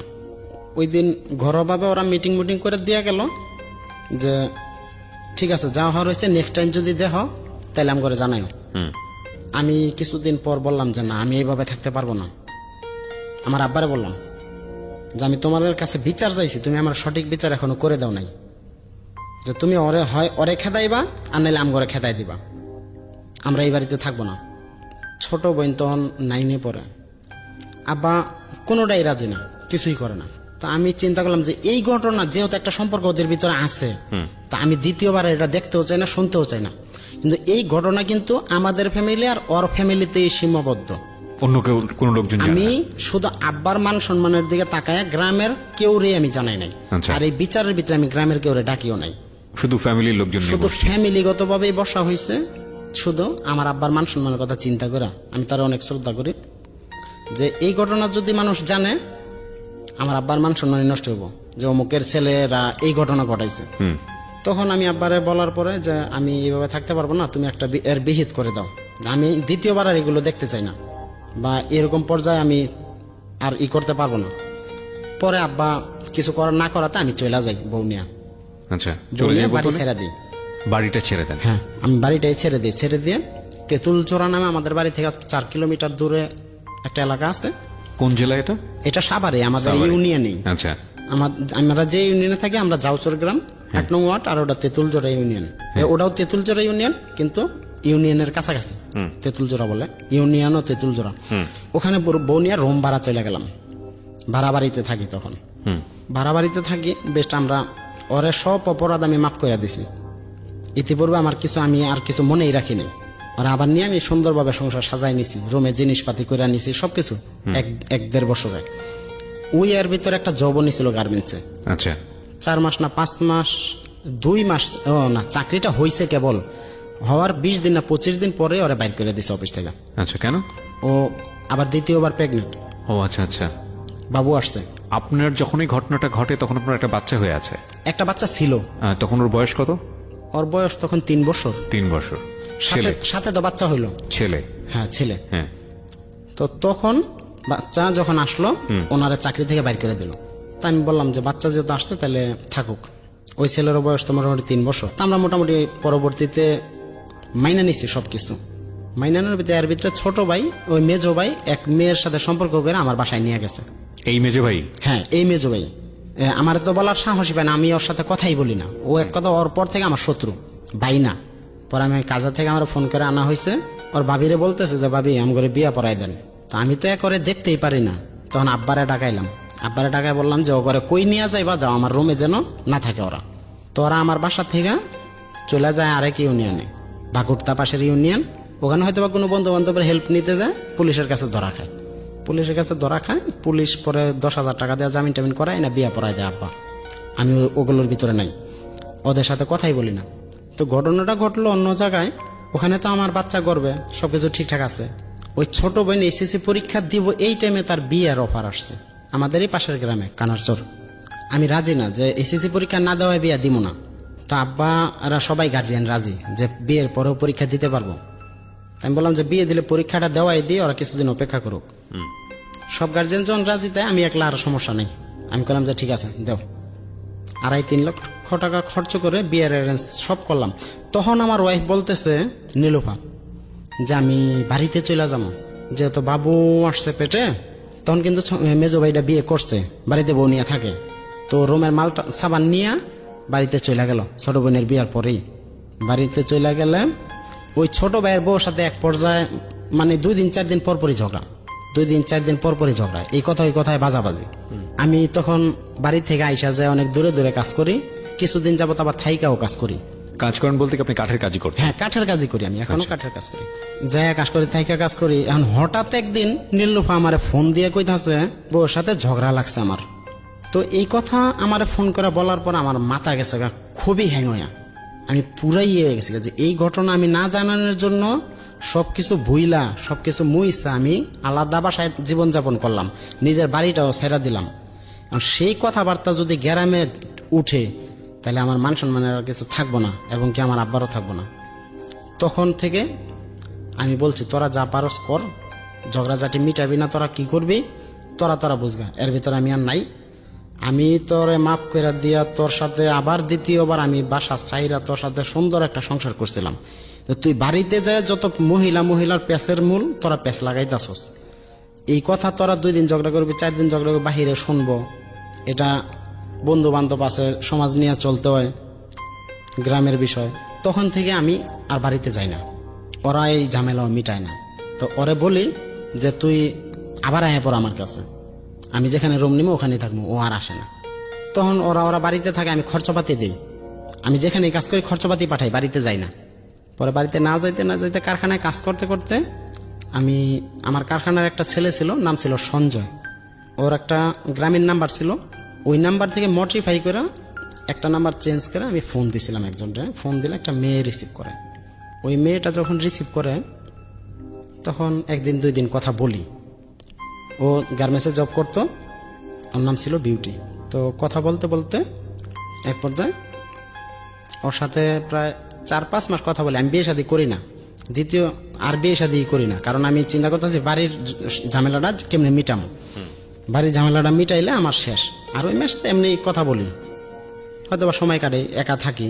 সম্পর্কে জড়াইতে ওই মেয়েটার সাথে প্রায় 2-3 মাস কথা কইছি। এর ভিতরে আমার এলাকা ছাড়া আরেক এলাকায় কাজ নিচ্ছি, আমার একটা ওই বাড়িতে এক মহাজনে কাজ করছিলাম, নাম ওই মহাজন আমার একদম বন্ধু হয়ে গেছে। তো এর সাথে যখন প্রেম করি তখন ওই বন্ধু খুবই করে আমারে যে আপনি কার সাথে কথা বলেন, ই করেন। এই বিউটি কি জানতো যে আপনার একটা বউ আছে, মানে এই বউটাও দ্বিতীয় বউ, এবং দ্বিতীয় বউয়ের কোলে একটা বাচ্চা আছে, আরেকটা বাচ্চা আসতেছে, এগুলো কি জানতো না? হ্যাঁ, এগুলো প্রথম পর্যায়ে জানতো না, পরে গিয়ে জেনেছে। হ্যাঁ, ঘটনার প্রেক্ষাপটে। আচ্ছা, জি, সামনের দিকে আগান। তারপর পরে এই বিউটি 1 মাস আমার সাথে সম্পর্ক করার পরে কুরবানির ঈদ চলে আসে। তো আমারে বলতেছে যে আমারে 2,000 টাকা দিয়েন, আমি বাড়িতে যাব। মানে ও আমার পরীক্ষা করতেছে যে আমি আসলে দিতে পারি কিনা। তো বিউটি আবার কিন্তু আমার সব সত্যি কথা বলছিল। সত্যি কথাগুলো হইলো এই, বিউটির আগের স্বামী ছিল, একটা সন্তানও আছে, কিন্তু ওই স্বামী ডিভোর্স। আচ্ছা, স্বামীর সাথে কোনো সম্পর্ক, ওর স্বামী আরেক মেয়ে নিয়ে চলে গেছিল, যার কারণে ওদের ফ্যামিলিগত ভাবে পরে ওই ডিভোর্স দেয়। আচ্ছা, ও কিন্তু বাড়ি চলে গেল ঈদের আগের দিন রাত্রে। ঠাকুরগাঁয় বাড়ি যাওয়ার পরে ও আর ফোন রিসিভ করে না। ওরে যে আমি টাকা দিলাম, ও যে বাড়িতে চলে গেল, আমার তো জানাইবো যে আমি পৌঁছাইছি। মানে অ্যাক্সিডেন্ট হইলো না কি হইলো, আমি প্রচুর টেনশন। আমার সারাদিন আমি কিছু খাই না, টেনশন করি। টাকাটা বড় কথা না, এখানে ও বাড়িতে পৌঁছাইছে কিনা শুধু এটা জানার জন্য। তো এক পর্যায়ে বিকেল বেলা ওর ভাই ফোন রিসিভ করে, আমার অকাধ্য ভাষায় গালাগালি করে যে মেয়ে পাইলে এই কথা বলা লাগে, হ্যান তেন অনেক কথাবার্তা বলে। রাত্রে বিউটি ফোন রিসিভ করে। তো বলে যে আমি আসছি, বাড়িতে গার্জিয়ান আছে, লোকজন আছে, এই জন্য আমি ফোন ধরি না বা ফোন তো যদি সত্যিকারের ভালোবাসা হয় তাহলে 1 সেকেন্ড ফোন দাও, জানাই দেওয়া যায় যে আমি আসছি। তো তখনও ওর ব্যাপারটা আমি বুঝতে পারি নাই, ওর ব্যাপার বিষয়টা আসলে কি, কিন্তু পছন্দ করি। পরবর্তীতে ও বাড়ি থেকে চলে আসে, ওরে বিয়েতে আমি ওরে বিয়ে করবো, এদিকে সংসারে আমার নামে মনে করেন যে আমি বাড়িতে না যাও আমার নামে কেস করছে। কে কেস করেছে? আমার বউ, আগেরটা, সেকেন্ড ওয়াইফ। হ্যাঁ সেকেন্ড, নীলুফা। নীলুফা আপনাকে কেস করেছে? কেস করেছে। কি কেস? উনি কেস করে যে আমি বাড়িতে যাই না, খরচপাতি ঠিক মতো খাওয়ান পরন দেই না, ভরণ পোষণ দেন না। ভরণ পোষণ দেই না, কেস করতে যা বলা লাগে উনি সাজায় কেস করছে আমার নামে। আচ্ছা, এই কেসটা করতে বুদ্ধি দিয়েছে কে? কেসটা করতে বুদ্ধি দিছে যতটুকু আমি সম্ভব জানছি, ওদের ফ্যামিলির লোকেরাই হেল্প করছে। কতদিন যাবত বাড়ি যান না তখন পর্যন্ত? আমি তখন 4 মাস বাড়ি যাই না। বাচ্চা তখনও হয়নি? হ্যাঁ, বাচ্চা তখন হয়নি। আচ্ছা, এই সময়টা থেকে বিউটির সাথে আপনার যে সম্পর্ক সেটা কেউ জানতো না? না, কেউ জানতো না। আচ্ছা, এই সম্পর্কটা কেউই জানতো না। কেসের ব্যাপারটা আপনি জানলেন কিভাবে? কেসের ব্যাপারটা জানলাম তখনই, আমার আব্বা তো বাড়িতে থাকে, হ্যাঁ। আমার আব্বার কাছে নোটিশ আসছে। হুম। তো ওনারা মনে হয় থানায় কেস করে না, মানবাধিকারে কেস করছে, মানবাধিকার কমিশনে। মানে কেসটা এমন ছিল, আমগো জন্য টাকা পয়সা খরচ হয়, হয়রানি, ধৈরা বেন্দা কারোর রাখা যায় না। পরে কেস করার পরে আমি আরো ভয় পেয়ে যাই। তখন বিউটিও জানে না এই ঘটনাগুলো? না না, বিউটি এগুলো কিছু জানে না।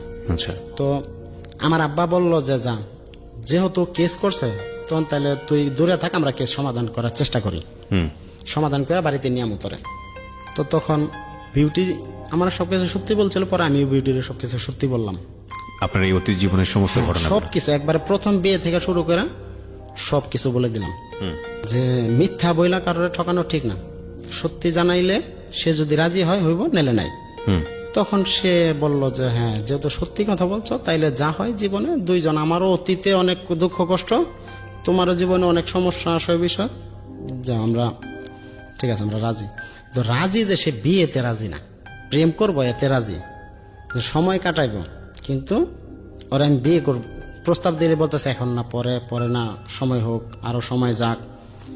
মানে সে আমার মতো আরো 3-4 জনের সাথে কথা বলে। এটা আপনি বুঝলেন কিভাবে? এটা বুঝলাম, আমি তো অনেক আগে থেকেই মোবাইল চালাই। তো উনি মনে করেন যে লং টাইম ওনার মোবাইল ব্যস্তই থাকে। তো যখন ব্যস্ত থাকে তখন আমি যদি জিজ্ঞেস করি, কয় মামা ফোন দিছিল, নানা ফোন দিছিল, অমুক ফোন দিছিল। এর ভিতরে ওর এক বান্ধবীর সাথে পরিচয় হয়ে যায় আমার মোবাইলের মাধ্যমে, নাম সেলিনা। তো ওই বান্ধবী আমার আবার ডিটেলস খবর, মানে ওর অন্য সাইড খবর দেয়। যাই হোক, আপনি জানতে পারেন আর কি কোনো না কোনো ভাবে। হ্যাঁ, সেলিনা আপনাকে সবকিছু বলেছে? হ্যাঁ বলছে। তো আরিফের সাথে ওর সাথে সম্পর্ক হয়, অনেকদিন চলে। পরে আরিফ আর সেলিনা মিল্লা সাহায্য করে আমাদের বিয়েটা দেয়। উনি ছিল গাজীপুরে, আমি ছিলাম সাভারে। ওনারা সাভারে নিয়ে যায়, ঈদের 1 মাস পরেই বিয়ে করি। কাকে বিয়ে করেন? বিউটিরে। আপনি আজ জেনেই বিয়ে করেন যে ওর ছেলেদের সাথে এরকম ধরনের সম্পর্ক থাকে? হ্যাঁ, আমি জেনেই বিয়ে করি। জেনেই আপনি জেনে শুনে কেন বিয়ে করলেন? জেনে শুনে বিয়ে করলাম কারণ আপনার ওয়াইফ তো এক্সিস্ট এই ধরনের একটা সম্পর্কে পড়ার পরে আপনার তার সঙ্গে দ্রুত তৈরি হয়েছে, এবং সেক্ষেত্রে আপনি বিউটিকে তো আগেই জেনেছেন যে অন্য ছেলেদের প্রতি তার ফলোইং আছে, তখন তো তার বিয়ে করার প্রশ্নই ওঠে না, আপনি যদি একটা বেটার লাইফই চান। না, সে তখন আমারে বলতো যে এগুলো আসলে কিছু না, হয়তোবা কর্মক্ষেত্রে ফোন আসতেই পারে, আমি যেহেতু জব করি তো আমার সুপারভাইজারও ফোন দিতে পারে, আর সব মানুষ সবসময়, আপনি বিশ্বাস করেছেন মানুষ সবসময় একরকম থাকে না। আমিও তো ওরকম না, যেহেতু আমার বাড়িতে একটা দুর্ঘটনা, আমি যে ওরে বিয়ে করব, আমারও ওই রকম পর্যায়ে না যে আমি সংসার কয় বছর করব, কয়দিন করব, আগে বিয়ে করি, এখনকার সময় কাটুক। তখন ওইগুলো যাই নাই, আমি বিয়ে করলাম। তো ও আবার বলতো যে সেলিনা মিথ্যা কথা বলে, যে সেলিনার কথা বিশ্বাস করলে আমার সাথে সম্পর্ক রাখো না। তো আমি আর ওগুলো কান দিই নাই, যে যা হওয়ার হয়েছে। ও আমার কাছে সত্যি কথা বলছে, ওইটাই আমার মনে ধরছে, যা সবকিছু আছে। এখনকার মানুষ, কয়জন মানুষ সত্যি কথা বলে? তো এইসব চিন্তা ভাবনা করে পরে বিয়েতে জড়াইলাম, যে ভালো, আমি যদি একজন খারাপরে ভালো করতে পারি এটাই আমার ক্রেডিট। তো বিয়ে করার পরে তো সেদিন কিন্তু আমরা থাকতে পারবো না, বিয়ে করে আবার ওরা রাইখে আসতো ওই জায়গায় গাজীপুরে। কারণ ও যে বাসায় থাকে আশেপাশে ওর আত্মীয় স্বজন থাকে। তো যদি জানে যে বিয়ে করছে তাহলে বাড়িতে জানাই দিব, আর বাড়িতে জানাই দিলে ওরে বাড়িতে নিয়ে যাবো সাথে সাথে। 1 মাস 10 দিন ওর সাথে আমার কোনো নাই, শুধু ফোনে কথা বলি। 1 মাস 10 দিনের ভিতরে ও বেতন পাইছে, চাকরি ছাড়ছে, রুম ছাড়ছে। 1 মাস 2 দিন বিউটি। হ্যাঁ, বিউটি। আচ্ছা। তো আমি ওরে প্রায় বলতাম যে আমরা তো এখন বিয়ে করছি, বিয়ে করলে তো তোমার সাথে থাকতে তো কোনো সমস্যা নেই, আমরা একসাথে থাকি, আমি তোমার বাসায় আসি। ও বলে যে না, 1 মাস 10 দিনের ভিতরে ও কোনো মতেই আমার ওই জায়গায় নিলই না। ও বলে যে তুমি রুম ঠিক করো, আমি তোমার ওখানে চলে যাবো। আমি চিন্তা করি, যার কাছে আমার 1 মাস 10 দিন আমার নেয় নাই বিয়ের পরেও, জি। তাহলে সে কিভাবে আমি রুম নিলে সে আসবো, আমার তো বিশ্বাস হয় না। তাহলে ও আমার ছলনা করছে, তো বিশ্বাস না হওয়াতে আমি রুম ঠিক করি না। আচ্ছা। তো হঠাৎ করে ও 10 তারিখে আমার ফোন দিছে, সেটা ছিল জানুয়ারির 10 তারিখ 2012। ফোন দিছে, পরে কয়ে রুম ঠিক করছো, আমি কিন্তু রুম টুম ছাইরা দিছি, আমি চান্দুরায় দাঁড়ায় রয়েছি, তুমি যদি আমার নিয়ে যাও নাহলে আমি বাড়িতে চলে যাবো, আমি তো রুম ছাইরাই দিছি। তো হঠাৎ করে দুপুর বেলায় খবর দেওয়ার পরে এখন আমার রুম ঠিক করতে হইব, ওরে যে আমি নিয়ে আসবো, আমি তো রুম ঠিকই করি না, কারণ ও আমার 1 মাস 10 দিন ওর কাছে নেয় নাই, তাহলে ও যে আসবো এটাও আমার বিশ্বাস হয় না, এই জন্য আমি রুমও ঠিক করি নাই। পরে কাজ করতে যায় বন্ধু বান্ধব নিয়ে, ওই দিনই যায় রুম ঠিক করি। আচ্ছা। 2 ঘন্টা আমরা ঘুরি পুরা ফুলবাড়ি এলাকা, ঘুরা একটা রুম নেই।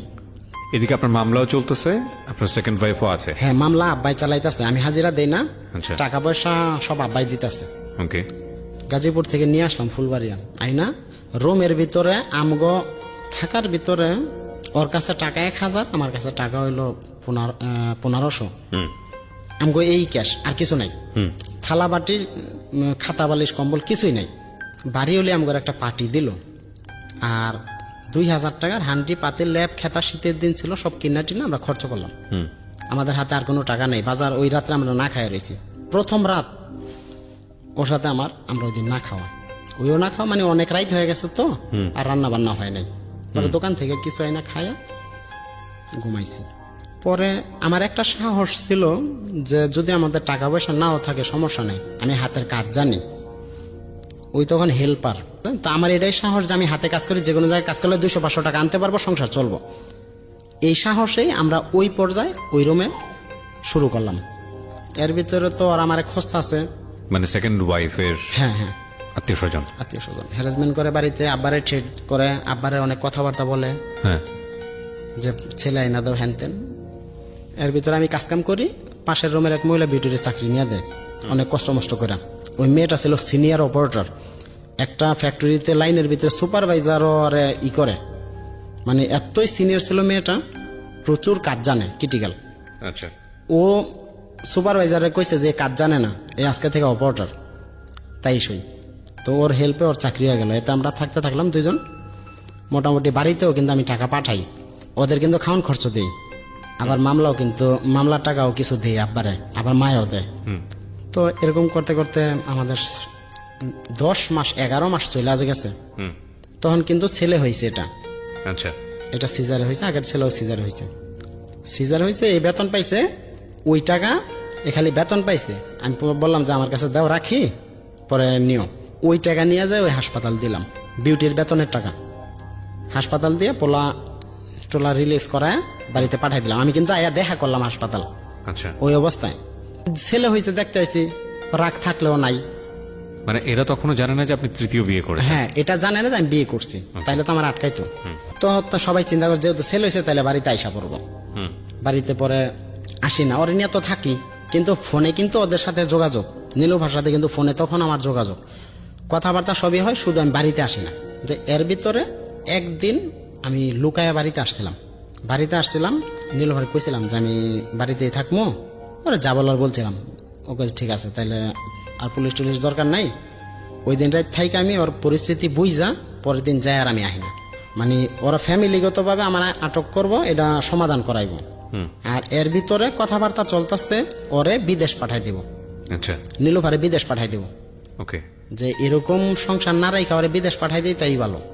বিদেশ পাঠাই দিব, আমি এদিক দা আব্বা কইতাছে ওরে বিদেশ পাঠাই দিব, কিন্তু ওর কিন্তু সংসারের যে ভরণ পোষণ এর কিন্তু কোনো অভাব নাই।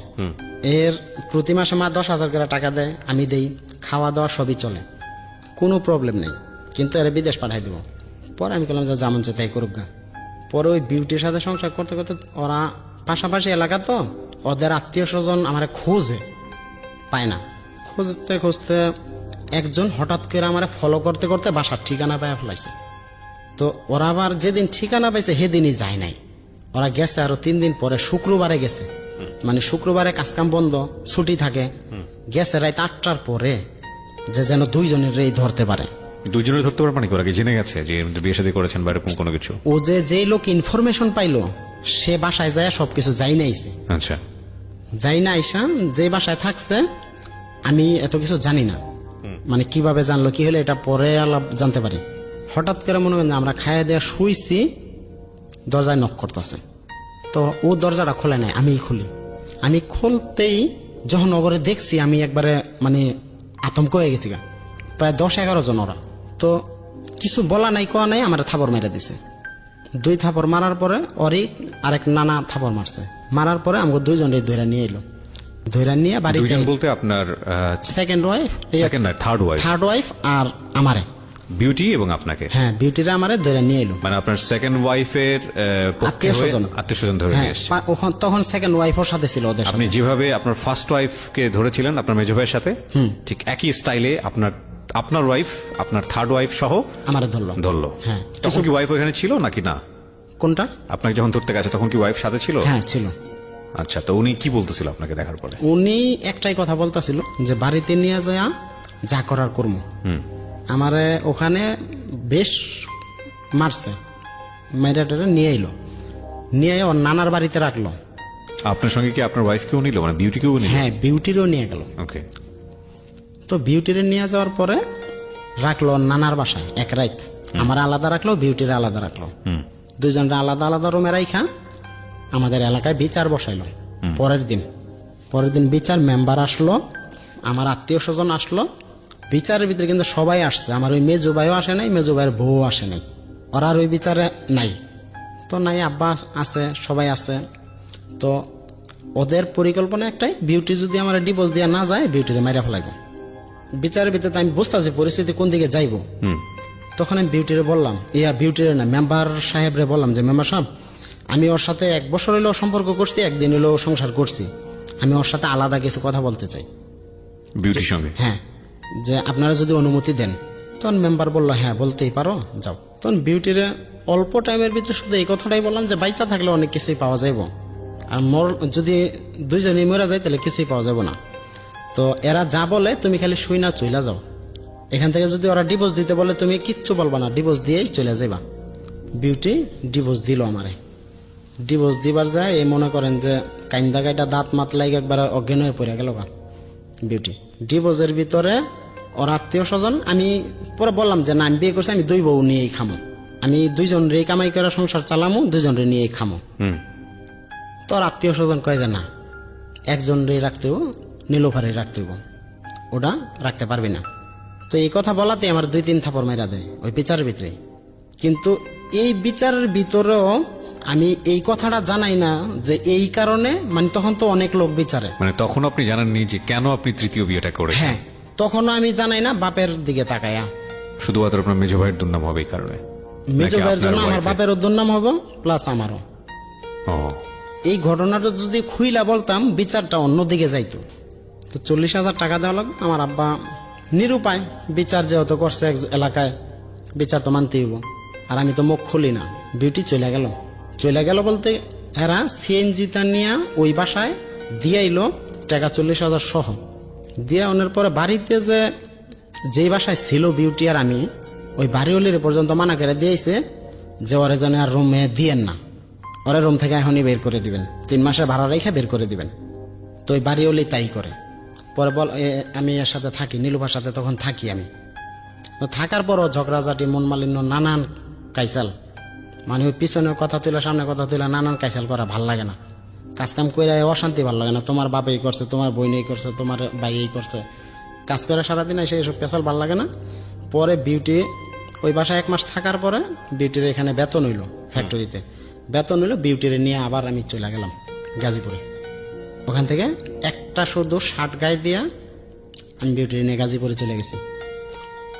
গাজীপুরে চলে যাওয়ার পরে বিউটির বিয়ে করলাম আবার। হ্যাঁ, আবার বিয়ে করি। 6 মাস থাকার পরে ওর বাড়িতে গেলাম, ওরে নিয়ে ওর বাড়িতে গেলাম। বাড়িতে যাওয়ার পরে ওখান থেকে 13 দিন পরে চলে আসলাম। আসার পরে আমরা স্থান পরিবর্তন করলাম এদিকে। আর আমি ওই ভিডিও যখন নিয়ে চলে আসি তখন আমার আর যোগাযোগ নাই বাড়িতে, ইন টোটাল যোগাযোগ বন্ধ করে দিছি। বন্ধ করে দেওয়ার পরে আব্বা কিন্তু আমার খোঁজে, মানে আব্বাই গোপনে খোঁজে যে আর কেউ সাথে যোগাযোগ না করুক, আমার সাথে তো করবো। তো পরে আমি আব্বার সাথে যোগাযোগ করি না, না করতে না করতে আব্বা ওর বাড়িতে একবার গেছিল ওই অবস্থায়। মানে আমরা 6 মাস ছিলাম কোনাবাড়িতে, তখন আব্বা ওর বাড়িতে গেছিল একবার। যাওয়ার পরে আব্বা ওর বাড়ি কিন্তু চিন্নাইলো এই প্রথম যায়া। কার বাড়িটা? বিউটির বাড়ি। হ্যাঁ, চিন্না আসার পরে আমরা কোনাবাড়ি থেকে চলে আসলাম চন্দ্রায়। তখন একবারে টোটাল যোগাযোগ বন্ধ, বাড়িতে কোনো খোঁজ খবর নাই আমার 6 মাস। আচ্ছা, নীলুফার বা আপনার বাচ্চা কাচ্চার কোনো খোঁজ খবর নাই? কারো কোনো খোঁজ খবর নিই না। আচ্ছা। তো খোঁজ খবর না নেওয়াতে এই বিউটি সংসার করতে করতে ওর নানা আসলো চন্দ্রায়। ওর নানা আইসা আমার দেখা যায় আমার দোকান নিয়ে দিব ওই দিব বইলা টইলা চলে গেল গা। তো চলে গেল গা। ওর নানার ওর মা কয় কিছুই দিব না। ওর আগের জামাই যে ডিভোর্স করেছিল ওখান থেকে 65,000 টাকা দিয়েছিল। তো ও বলছে যে আমার ওই টাকাটা দাও, আমি ব্যবসা আমার হাজবেন্ডের ব্যবসা করাই। তখন ও করায় না। তো তখন আমার আব্বা খুঁজতে খুঁজতে আবার ওর বাড়িতে চলে যায় যে আমার সাথে যোগাযোগ না রাখলো তো ওর সাথে যোগাযোগ রাখবো। তো অনে যায়া ওরা আমারে ফোন দেয় যে তোমার আব্বাই সামকো বাড়িতে, তুমি বলে যোগাযোগ করো না। তো ওখান থেকে আব্বারে বললাম যে তুমি চলে আসো, আমার এখানে চলে আসো। পরে আব্বারে আমি ওই ঠিকানা দিই। ঠিকানা দেওয়ার পরে আব্বা আমার এই বাসায় আসলো চন্দ্রার। আসলে পরে 1 রাত ছিল আব্বা আমার কাছে। 1 রাত থাকার পরে আব্বা চলে গেল। আমি আব্বারে রিক্সায় উঠাই দিয়ে আব্বা বলল যে মানিক এখনো সময় আছে, তুই বাড়ি চলে আয়, কারণ এই ঈদিয়া তোর দিন ভালো যাইব না। মানে আব্বা ওই যে যাতায়াত করছে দেখছে বুঝছে যে ভালো যাইব না, তুই বাড়িতে চলে আয় ওরে বাদ দিয়ে এখনো। কিন্তু আমি একটা কথাই চিন্তা করছি যে ওর একবার বিয়ে হয়েছে, আবার আমিও যদি সাইরা চলে যাই তাহলে কলঙ্ক, ওর সাথে আমার এটা তাহলে বেইমানি হইব। আমি আর ওর সাইরা যাই না। কিন্তু এর ভিতরে আমার অসুখ হয়ে গেল। আমি দিন দিন প্রচুর শুকায় যাই। আমার ওজন ছিল অনেক, 76 কেজি ওজন ছিল। আমি দিন দিন প্রচুর শুকায় যাইতেছি। এই চিকিৎসা করাই, ওই চিকিৎসা করাই, ওই চিকিৎসা করাই, কোনোখানেই কোনো কাজে আসে না। এক্সরে করাই, আলট্রাসাউন্ড করাই, কাজে আসে না। না আসলে আব্বা যখন আমার বাড়ি থেকে গেল 1 সপ্তাহ পরে আব্বা স্ট্রোক করলো, ব্রেন স্ট্রোক করলো। আমারই টেনশনে, মানে আমি বাড়িতে যাই না, এত কিছু। ব্রেন স্ট্রোক করে প্যারালাইজ হয়ে গেল, জবান বন্ধ হয়ে গেল। তো জবান বন্ধ হয়ে গেল, প্যারালাইজ হয়ে গেল। এদিকে আমারও অসুখ। আব্বা ওই যে আমার দেখলো, দেখেই কই যে তোর চেহারা এমন হয়েছে কি, এত শুকাইছিস কে? তা আমি বুঝি নাই যে আমার কি অসুখ। অসুখ ধরাও পড়ে না। অসুখ ধরা পড়লে তো একটা চিকিৎসা করান যায়। আচ্ছা। তো আব্বা ওই মুহূর্তে এনামে ভর্তি করলাম। এনামে কিন্তু আমি যাই না, ওই যে আমার মামলার কারণে। আচ্ছা। তো এনাম থেকে 3 দিন রাখার পরে শিট করে নিয়ে আসলো সরোয়ার দিতে। ওকে। সরোয়ার দিতে এনামে প্রায় 30-35 হাজার টাকা খরচ করার পরে সরোয়ার দিতে নিয়ে আসছে। সরোয়ার দিতে আমি আব্বারে দেখতে যাই। তো সরোয়ার দিতে যখন আব্বারে দেখতে যাই, আব্বা চিনে না কাউরে, মানে এমনই স্ট্রোক করছে, ব্রেন নষ্ট হয়ে গেছে। দেখলে একটু ইশারা দিয়ে কথা বলতে পারে। তো সেদিন আমি সরারদি আনার পরও 2 দিন পরে যাই। আমি যে গাজীপুর থেকে মিরপুরে আসমু, রাস্তায় নামতে নামতে আমি 6 জায়গা ভেঙে ভেঙে আসছি। কারণ আমি একবারে রাস্তায় যাইতে পারি না, আমার প্রচুর পেশাব হয়। আমার অসুখে এটা যে পেশাব প্রচুর হয় আর পানি প্রচুর খাই। তখন আমার রোগ ধরা পড়ে নাই। তো আব্বারে দেখতে আস্তে আস্তে 6 বার রাস্তা ভেঙে আসার পরে আব্বারে আইলাম আব্বার কাছে। আয়া যখন আব্বা আমার দিকে তাকাইছে, তখন মনে করেন ইশারা দিয়া যে আমার কথাটা মানে বুঝাইতেছে যে তুই চলে যা, তুই এনে থাকিস না। মানে আব্বা মৃত্যু সজ্জায় কারোর চিনে না, কথাও বলতে পারে না, তখনও আমার সেই ইশারাটা বুঝায় যে তুই চলে যা, কারণ এই জায়গায় যদি জানে তাহলে পুলিশ আসবো, এটাই বুঝাইতেছে। যে আমার সেভ করার জন্য। বাপ মা যে কি জিনিস এখন বুঝি। তখন মনে করেন যে আব্বা জুসার মেশিন দিয়া পাইপ দিয়া আবারে খাওয়ান লাগতো ওই হাসপাতাল। তো খাওয়ান লাগতো ওই অবস্থায় মনে করেন আব্বা আমার ইশারা দিতেছে যে তুই জাগা তুই জাগা। আমার মুখটা দেখার সাথে আতঙ্ক হয়ে গেছে, হাউমাউ করে কান্দা উঠছে। আমার যখন মুখটা দেখছে তখন হাউমাউ করে কান্দা উঠছে, আমার ইশারা দিতেছে যে তুই তাড়াতাড়ি জাগা তাড়াতাড়ি জাগা। তো তখন আমি বুঝতে পারছিলাম যে আমার আব্বার দুনিয়া থাকবো না। বুঝার পরে আব্বারে মনে করেন যে গায়ে অনেক কিস টিস করে আদর টাদর কইরা চলে আসছি যে এটাই আব্বার শেষ দেখা। কিন্তু আব্বা আবার বাইচা থাকতে আমার একটা কথা কইছিল, মানে আমি যখন বাড়িতে থাকতাম না ঠিক মতো তখন বলতো যে দেখ রে মানিক, আমরা তোর অনেক আদর করি, তোর যেই পরিস্থিতি দেখি আমি যদি মারা যাই তুই আমার মাটি দিতে পারবি না, এই ভাগ্যটা তোর হইব না।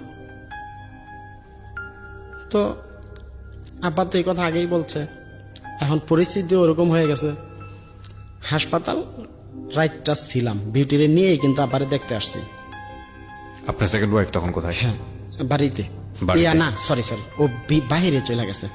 দেশের বাইরে? হ্যাঁ। বাচ্চা দুটো? বাচ্চা দুটোর ভিতরে একটা ছেলে আমি আমার কাছে, বড় ছেলেটা। হ্যাঁ, আরেকজন? ও না, আব্বা যখন স্ট্রোক করে তখন ওই বাহিরে চলে গেছে, কিন্তু দুইটা ছেলেই ওখানে। ওখানে বলতে? ওর নানির বাসা মিরপুর। Okay, ওর নানিরা তখন মিরপুর থাকতো। দুইটা ছেলে রেখে ও যখন বিদেশ চলে গেছে, আব্বা রিফাতরে প্রচুর ভালোবাসতো। যখন স্ট্রোক করছে, স্ট্রোক করার এক সপ্তাহ আগে আব্বা মানে সবাই বাড়ি বাড়ি যায় দেখা করছে। আমার দাদি আমার চাচার কাছে আইছে, আমার ফুফুর বাসায় গেছে, আমার শ্বশুর ওই থার্ড ওয়াইফের বাপের বাড়ি গেছে, ওখানে যায় ওদের সাথে দেখা করছে, আমার সাথে দেখা করছে। দেখা টাকা কইরা আয়া এই স্টক করলো। স্টক করার আগে একটাই কথা ছিল, আমি রিফাতরে দেখতে চাই, কিন্তু ওর বাপের বাড়ি থেকে ওরা দেখতে দেয় না। পরে স্টক করলো, করার পরে তখনও আমরা বলছি যে রিফাতরে একটু দেখাই, হয়তো বা ভালো হয়ে যেতে পারে। তখনও রিফাতরে আর দেখতে দেয়নি। তো না দেওয়াতে পরে বিউটি নিয়ে ওখানে গেলাম, ও তো বিদেশে চলে গেল, আর আমার সাথে যোগাযোগ নাই, যোগাযোগ বন্ধ। বিউটি নিয়ে আবারে দেখা চলে গেলাম বাসায়। তো যাওয়ার পরে দিন দিন আমার এমন পরিস্থিতি হইতাছে, আমি দিন দিন মৃত্যু সজ্জায় চলে যেতেছি। আমার ৭৬ কেজি ওজন ছিল, আমার ৫১ কেজি ওজনে নেমে গেলাম আমি। প্রতিনিয়ত ১ কেজি করে কমে শরীর, ২ কেজি করে কমে। তো যখন এত ওজন কমতাছে, কিন্তু কোনো ডাক্তার আমার রোগ ধরতে পারে না, যে এত অল্প বয়সে এত চিকিৎসা করাইলাম কিন্তু রোগ ধরা পড়ে না। পরে আমি বিছনায় পড়ে গেছি, চোখে কিছু দেখি না। আমি সন্ধ্যার পরে টিভি দেখতে পারি না। টিভি দেখতে গেলে আমার মনে হয় যে চোখের ভিতরে কেউ মাছের কাঁটা দিয়ে খোঁচাইতেছে। পরে আমি একটা চিন্তা ভাবনা করে বিছনায় পড়ে গেলাম। এই বিছনায় পড়া অবস্থায় বিউটি আমার সাথে খারাপ ব্যবহার করা শুরু করলো।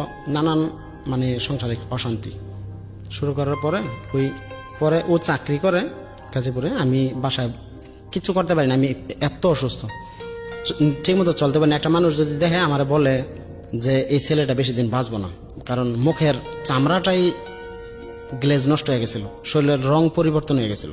পরে আমি এক হাসপাতাল একাই গেলাম, ডায়াবেটিক্স হাসপাতালে। যাওয়ার পরে ওখানে যখন ডায়াবেটিক্স আমার পরীক্ষা করাইলো, ফার্স্ট টিপে রক্ত নেওয়ার পরে আমার ১০০ গ্রাম চিনি গুলায় খাওয়াই দিল, সুগার গুলায় খাওয়াই দিলে আমি ওখানে অজ্ঞান হয়ে যাই। ওখানে অজ্ঞান হয়ে গেলে ডাক্তার আর বুঝতে বাকি নেই যে ডায়াবেটিক্স। আমার তখন ডায়াবেটিক্স খালি পেটে 30 পয়েন্ট। খালি পেটে ডায়াবেটিস 30 পয়েন্ট? খালি পেটে আমার ডায়াবেটিক্স 30 পয়েন্ট। ডাক্তাররা অনেক ভালো ছিল, আমার বলতেছে যে আপনার বাঁচার কথা না, যে এই পর্যায়ে মানুষ বাঁচে না, তো আপনার বয়স অল্প তাই টিকা রয়েছেন, এখনো বিছনায় পড়ে রয়েছেন, আর ১ সপ্তাহ যদি দেরিতে আইতেন আপনার রক্তটা নষ্ট হয়ে আপনি মারা যাইতেন। পরে ডাক্তার আমার চিকিৎসা দিল, আমি আস্তে আস্তে সুস্থ হইতে থাকি। সুস্থ হইলে ১ বছরের মাথায় আমি আল্লাহর রহমতে পুরোপুরি সুস্থ হয়ে যাই। ১৪তে, এই 15তে 14তে আমার ডায়াবেটিস ছিল, 15তে আব্বা মারা গেল। 14তে আব্বা তখন মারা গেল, ওই হাসপাতাল থেকে বলল যে বাঁচবো না, নিয়ে যান। সোমবারে বাড়ি নিয়ে গেল, মঙ্গলবার আব্বা মারা গেল।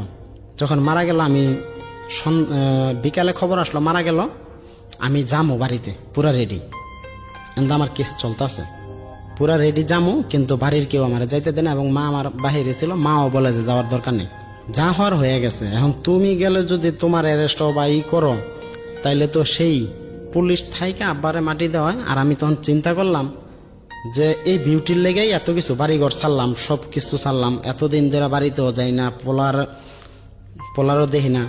পরে বিউটির কথা চিন্তা করে বাড়িতে আর গেলাম না বাপেরে মাটি দিতে, যে আমি যদি বাপেরে মাটি দিতে যাই অ্যারেস্ট হয় তাহলে এর জীবনটা নষ্ট হয়ে যাবে। তোর জীবনের কথা ভাইবা যে আমার জীবন তো বাপ তো মারা গেছে, আর তো ফিরাইব না। আমি পরে শান্ত হয়ে গেলাম, 2 দিন কেন থেকে এটা আর গেলাম না। রিফাতরে তখন আমার বাড়িতে দিয়ে দিল, বা মরারও 2-3 মাস পরে তো রিফাতরে দিয়ে দিল। তো রিফাতরে নিয়ে এলাম এখানে। এখন বিউটির মনে করেন যে আস্তে আস্তে ব্যবহার খারাপ হতে লাগলো।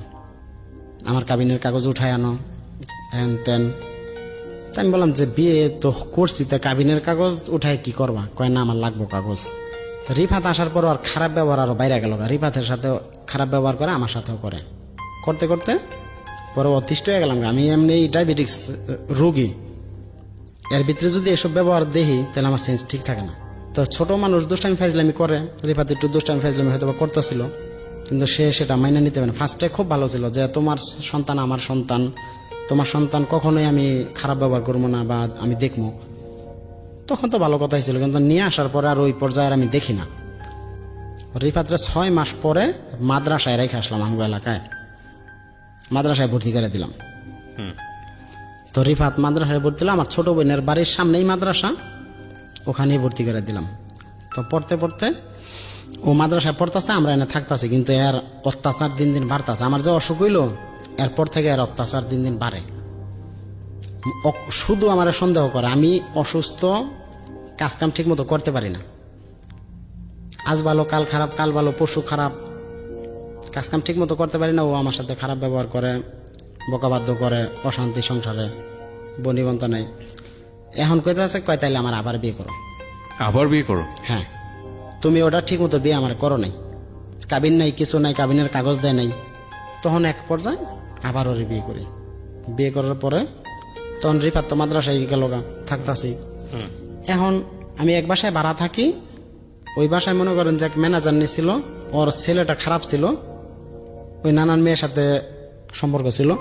তো এগুলো আমি একদিন দেখা ফেলানোর পরে ওই ম্যানেজারের ছেলের সাথে টয়লেটে ধরি, ওই ছেলের সাথে আরেক মেয়েরে। তো ওই ম্যানেজার ওই দিন থেকে আমার উপরে একটু খেপা ছিল। তো আমি ঘুমাই রয়েছি সকালবেলা, তো ম্যানেজার সব মানুষেরা ডাকছে, ডাইকা কইতাছে, কয় ওই মেয়ের রুমে মানিক ঢুকছে। ডাইকা ঢুকে আমার রুমে, আমি ওই মেয়ের রুমে মেয়ে, মানে এর অর্থ হলো বিউটির কাছে আমার খারাপ বানাইব। পরে বাড়িওয়ালারা ডাকলো, বিচার বইলো। তো বাড়িওয়ালা বলতেছে যে মানিক কোন রুমে ছিল, মেয়ে কোন রুমে ছিল। পরে মেয়ে বলল যে আমি তো, ম্যানেজার নিয়ে বললো যে না, মেয়ে ছিল মেয়ের রুমে, মানিক ছিল মানিকের রুমে। কয় তাইলে আর বিচার কি? আর ওই ম্যানেজার নিয়ে মাপ চাইলো আমার কাছে, কিন্তু বিউটির কাছে আমার কালার বানাই দিল। এখন বিউটি কয় যে ঘটনা না ঘটলে ধরারা এই কথা কইতো না, বিচারও ডাকতো না, তাহলে কথা সত্যি। এখন বিউটি আমার প্রতি আরো খেপা গেছে। আগে তো শুধু অশান্তি, এখন মহা অশান্তি, সহ্যই ওইটা, ও আমার সহ্যই করতে পারে না। আর পরে সংসার করতে করতে আমার অসুখ তো আছেই, এই ভালো এই খারাপ। ও কামাই টামাই করে, চাকরি করে, অনেক সময় ওই সংসার চালাই, আমিও চালাই। এখন ওর বাপ মা, ওর যে আগের একটা সন্তান ছিল, ওর বাপ মা কখনোই আমার মাইনা নেই। ওর বাপ মার ইচ্ছা যে তুই একলা বিয়ে বইছস, তোরা অনেক রাখবো না, তোরাই না আগের স্বামীর কাছে দিয়ে দেবো। আগের স্বামীর কাছে যদি দিব, আগের স্বামী যে মেয়েটা নিয়ে পালাই গেছিল, 2 বছর পরে ওই মেয়েটা বাড়ি চলে যায়, আগের স্বামী একা হয়ে যায়। কিন্তু ওরে ওই অনেই দিয়ে দেবো, আবার দিলে ওই যে সন্তানটা মা পাইব, এই জন্য দিয়ে দেবো। কিন্তু আমার সংসারটা ভাঙ্গা দিব হারা। অনেক ষড়যন্ত্র, অনেক কিছু করতেছে বিউটির সাথে, বিউটির সাথে, বিউটির দিয়ে আমার কাছে খারাপ ব্যবহার। আমি একটু একদম শর্ট করে আপনার কাছে 1 মিনিটে জানি, আপনি এখন বিউটির সঙ্গে আছেন না নাই? এখন নাই। এখন নাই। বিউটির ঘরে আপনার কোনো সন্তান আছে? না না, সন্তান নাই। আগের যে নীলুফার, তার সঙ্গে আপনার যোগাযোগ আছে? না। নীলুফা কি বিয়ে শাদী করেছে? আমি জানি না, কারণ ও তো বাহিরে, দেশের বাইরে, আপনি যোগাযোগ করেন না। একবার বাচ্চা দুটো আসছিল। কোথায় এখন? হ্যাঁ, বাচ্চা দুটো কোথায়? বাচ্চা দুটা ওই যে আমার ছোট ছেলে, ওই বাড়ি থেকে আসার পরে ওরা আর আমি দেখি নাই। মানে আপনি ছোট ছেলেকে দেখেন নাই? বড় ছেলে?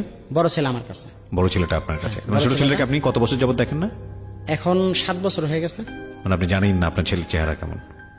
না, এই সংসার জীবনের যে কমপ্লেক্সিটি, সেখানে আপনার ভুল কি? সেই জায়গাটা থেকে আসলে আমাদের কোনো কিছু বলার নাই।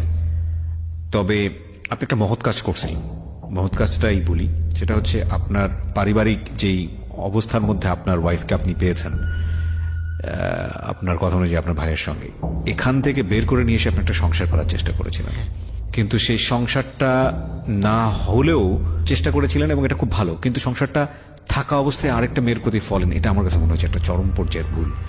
হ্যাঁ, শেষ হয়ে যেতে পারতো যে ঠিক আছে আপনার স্ত্রীর সঙ্গে আপনার এটা হচ্ছে না, আপনার স্ত্রী আপনার মতো করে আপনি শতবার চেষ্টা করেছেন, পারলেন না, ডিভোর্স হয়ে যেতে পারতো, শেষ হয়ে যেতে পারতো। থাকার পরে গিয়ে আপনি যদি সিদ্ধান্ত নিতেন যে না এবার আমি নতুন করে একটা সংসার করতে চাই, তখন বিউটি আসতে পারতো বা অন্য কেউ আসতে পারতো, সেটা ঠিক ছিল।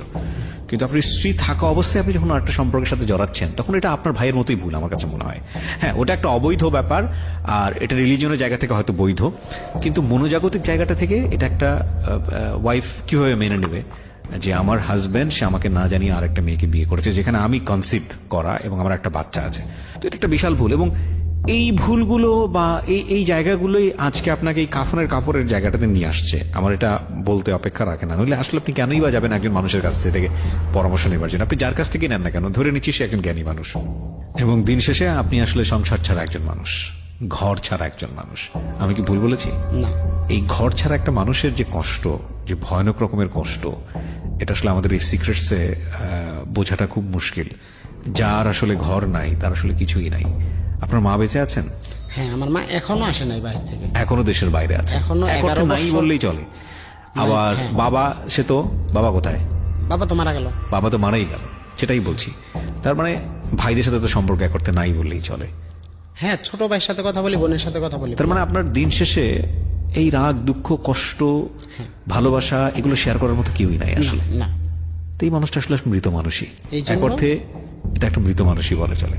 তো আমি যেটা বলবো, জীবনের যে সিক্রেটস গুলোর জন্ম হয় এই দিস কাইন্ড অফ কমপ্লেক্সিটি, যেগুলো আমাদের লাইফটাকে অনেক বেশি পাজল করে ফেলে, এবং এই অনুষ্ঠানের ভিডিও ফুটেজ আপনারা দেখেছেন, আমি ইউটিউবে দিয়েছি। তো আমি সেই জায়গাটা থেকে বলবো যে সংসার মানে হচ্ছে, আমরা যখন অনুষ্ঠানটা শুরু করি তখন আপনার সঙ্গে আমার কথা হচ্ছিল, সংসার অনেক বড় একটা জটিল যুদ্ধক্ষেত্র। এই যুদ্ধক্ষেত্রে জয়ী হওয়ার জন্য আমাদের কোনো পাঠশালা নাই, আমাদের কোনো এক্সট্রা, মানে আমাদের কোনো কারিকুলাম অ্যাক্টিভিটিস নাই, আমাদের কোনো পড়াশোনার কোনো জায়গা নাই। কিন্তু আমার কাছে মনে হয় যে এই সংসার যুদ্ধটাকে আসলে জানার জন্য বাধ্যতামূলক পড়াশোনা থাকা উচিত ছিল। এই যুদ্ধটা আমরা করি পারিবারিক শিক্ষা থেকে, আমরা পরিবার থেকে যেটা শিখি সেটাই আমরা আমার পরবর্তী জীবনে এক্সারসাইজ করি। এবং এই জন্য দেখবেন যে বিশ্ববিদ্যালয়ে পড়ুয়া একটা ছেলে কিংবা একটা মেয়ে, সে কিন্তু তার হাজবেন্ডের কাছ থেকে সেটাই এক্সপেক্ট করে যেটা তার সে সংসারে দেখেছে, সংসার বলতে যেটা তার মায়ের সংসারে সে দেখেছে। দেখবেন যে সেভাবেই আচরণ করছে যেটা তার মা তার করেছে। কিংবা আমি যদি ছেলের ক্ষেত্রে বলি, যে ছেলে বিশ্ববিদ্যালয়ে পড়ুয়া এবং সে অনেক মানে মডার্ন, অনেক অ্যাডভান্স, কিন্তু সে তার বউয়ের কাছ থেকে সেটা এক্সপেক্ট করছে যেটা সে তার পরিবারে দেখেছে বাবা তার মার সাথে যে আচরণটা করেছে। কারণ আমাদের এইটা ছাড়া আমাদের আসলে আর তেমন করে শিক্ষার কোনো জায়গা নাই সংসার নিয়ে। কিন্তু সংসার অনেক ভয়ানক একটা যুদ্ধক্ষেত্র। সংসার যুদ্ধক্ষেত্র বলছে এই কারণে যে একে অপরের যুদ্ধ না, একজন আরেকজনের সাথে মানিয়ে নেওয়ার যুদ্ধ, একজন আরেকজনকে স্যাক্রিফাইস করার যুদ্ধ, একজন মানুষকে টলারেট করে তাকে জীবনে জায়গা দেওয়ার যুদ্ধ, এবং দুজন মিলে একটা জায়গায় স্বপ্ন দেখার যুদ্ধ।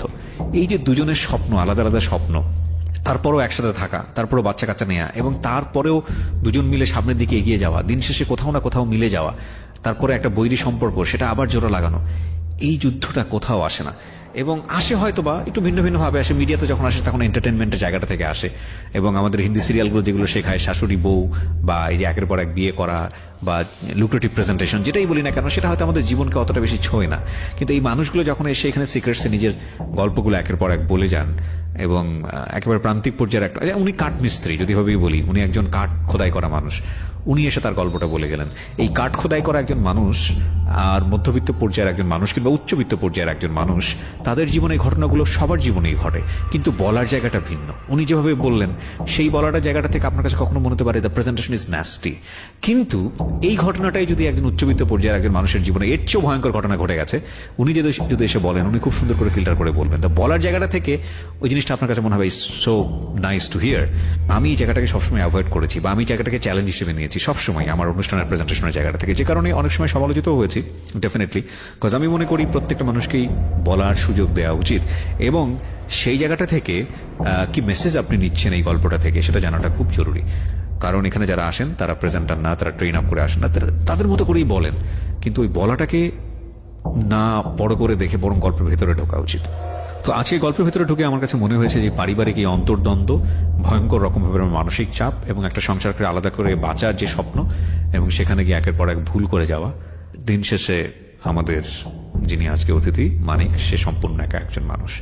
এই সিক্রেটসটা আর কারো জীবনে না আসুক, তবে এটা ঠিক আমাদের প্রত্যেকের সংসার জীবনে কিছু না কিছু সিক্রেট থাকে। সবকিছু মিলিয়ে সামনের দিকে এগিয়ে যাওয়াটা জরুরি। আর যেটা আমি বলবো, এটা আমার মনে হয় ওটা তাকে সবার জীবনেই সত্য, সংসার জীবনে। সংসারের আরেকটা অর্থ হচ্ছে স্যাক্রিফাইস। মানে আপনি যদি স্যাক্রিফাইস না করেন অপরপক্ষের, মানে আপনি যার সঙ্গে চলছেন তাকে যদি আপনি স্যাক্রিফাইস না করেন বা ওকে যদি মানিয়ে নেওয়ার চেষ্টাটুকু না করেন, ওকে যদি মানে নিজের জীবনের সাথে ওতপ্রোতভাবে জড়িয়ে ফেলার আগে যদি চিন্তা না করেন, সেও একটা ব্যক্তিত্ব সত্তা, তারও দিন শেষে নিজের প্রয়োজন আছে, এটা যদি আপনি চিন্তা না করেন তাহলে, এবং যদি আপনার চাওয়া পাওয়ার সাথে ওই মানুষটার চাওয়া পাওয়ার কোনো মিল না থাকে এবং এটা প্রতি মুহূর্তেই সাংঘর্ষিক রূপ নেয়, তাহলে এটা একটা সার্টেন পিরিয়ডে গিয়ে থেমে যাবে। আল্লাহ না করুক, বাট এটা থেমে যায়। মানে ডেফিনেটলি টুডে অর টুমোরো যখন দেখা যায় যে আসলে আর কিছু নাই চাওয়া পাওয়ার, আর কোনো ইন্টারেস্ট সার্ভ করছে না, তখন কেউ না কেউ ওখান থেকে কুইট করে, হয় মেয়েটা কুইট করে অথবা ছেলেটা কুইট করে। সো এই ফাইন্ডিংসগুলো আসলে এটা করাটা জরুরি। আর আমি যে কথাগুলো বললাম সেগুলো আপনিও জানেন, বাট আমার কাছে হয়তো আমার মতো আমি যেভাবে বলছি হয়তো শুনতে আপনার ভালো লাগছে। এই যা, এটা প্রত্যেকের জীবনে সত্য, আমার জীবনও যেমন সত্য, আপনার জীবনও সত্য, এবং যিনি বলে গেলেন তার জীবনও সত্য। যেমন ধরেন এই যে বিউটি, তাকে তিনি ততদিন পর্যন্ত নিজের জীবনে স্থান দিয়েছেন বা দেবার যুদ্ধ করেছেন যতক্ষণ পর্যন্ত এই মানুষটার প্রতি তার ভালো লাগাটা ছিল। বারবার বিয়ে করেছেন, কিন্তু যখন সম্পর্কটা তিক্ত পর্যায়ে চলে গেল তখন দুজনই দুজনের কাছ থেকে অনেক দূরে। এই তিক্ততা না আনার জন্য দুজনই ফাইট করাটা খুব জরুরি। সো ভালো থাকুন আপনারা যারা এতক্ষণ আমাদের সঙ্গে ছিলেন। আগামী সপ্তাহে সিক্রেটসে আবারও কথা হবে, নতুন কোন একটা ডাইমেনশনে নতুন কোনো গল্প আপনাদের সামনে আসবে, এবং প্রত্যেকটা সিক্রেটই আমাদের জীবনের সমস্ত ভুল জাতীয় সিক্রেটস কিংবা অপরাধ জাতীয় সিক্রেটসকে যেন স্টপ করে দেয়, সেটাই প্রার্থনা থাকে, সেটাই মূলত টার্গেট থাকে। অনেক ভালো থাকুন, আজকের মতো শুভরাত্রি। Secrets. Something beyond entertainment.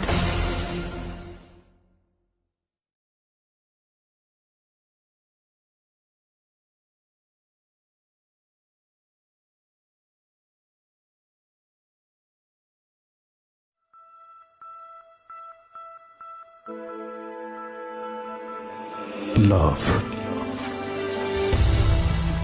hate, challenge, motivation, lies, truth, impossible, virtue, morality. Something beyond entertainment. Welcome to my stage of reality. Stay tuned. Sunday and Wednesday with me, RJ Kibriya, only on Dhaka FM 90.4.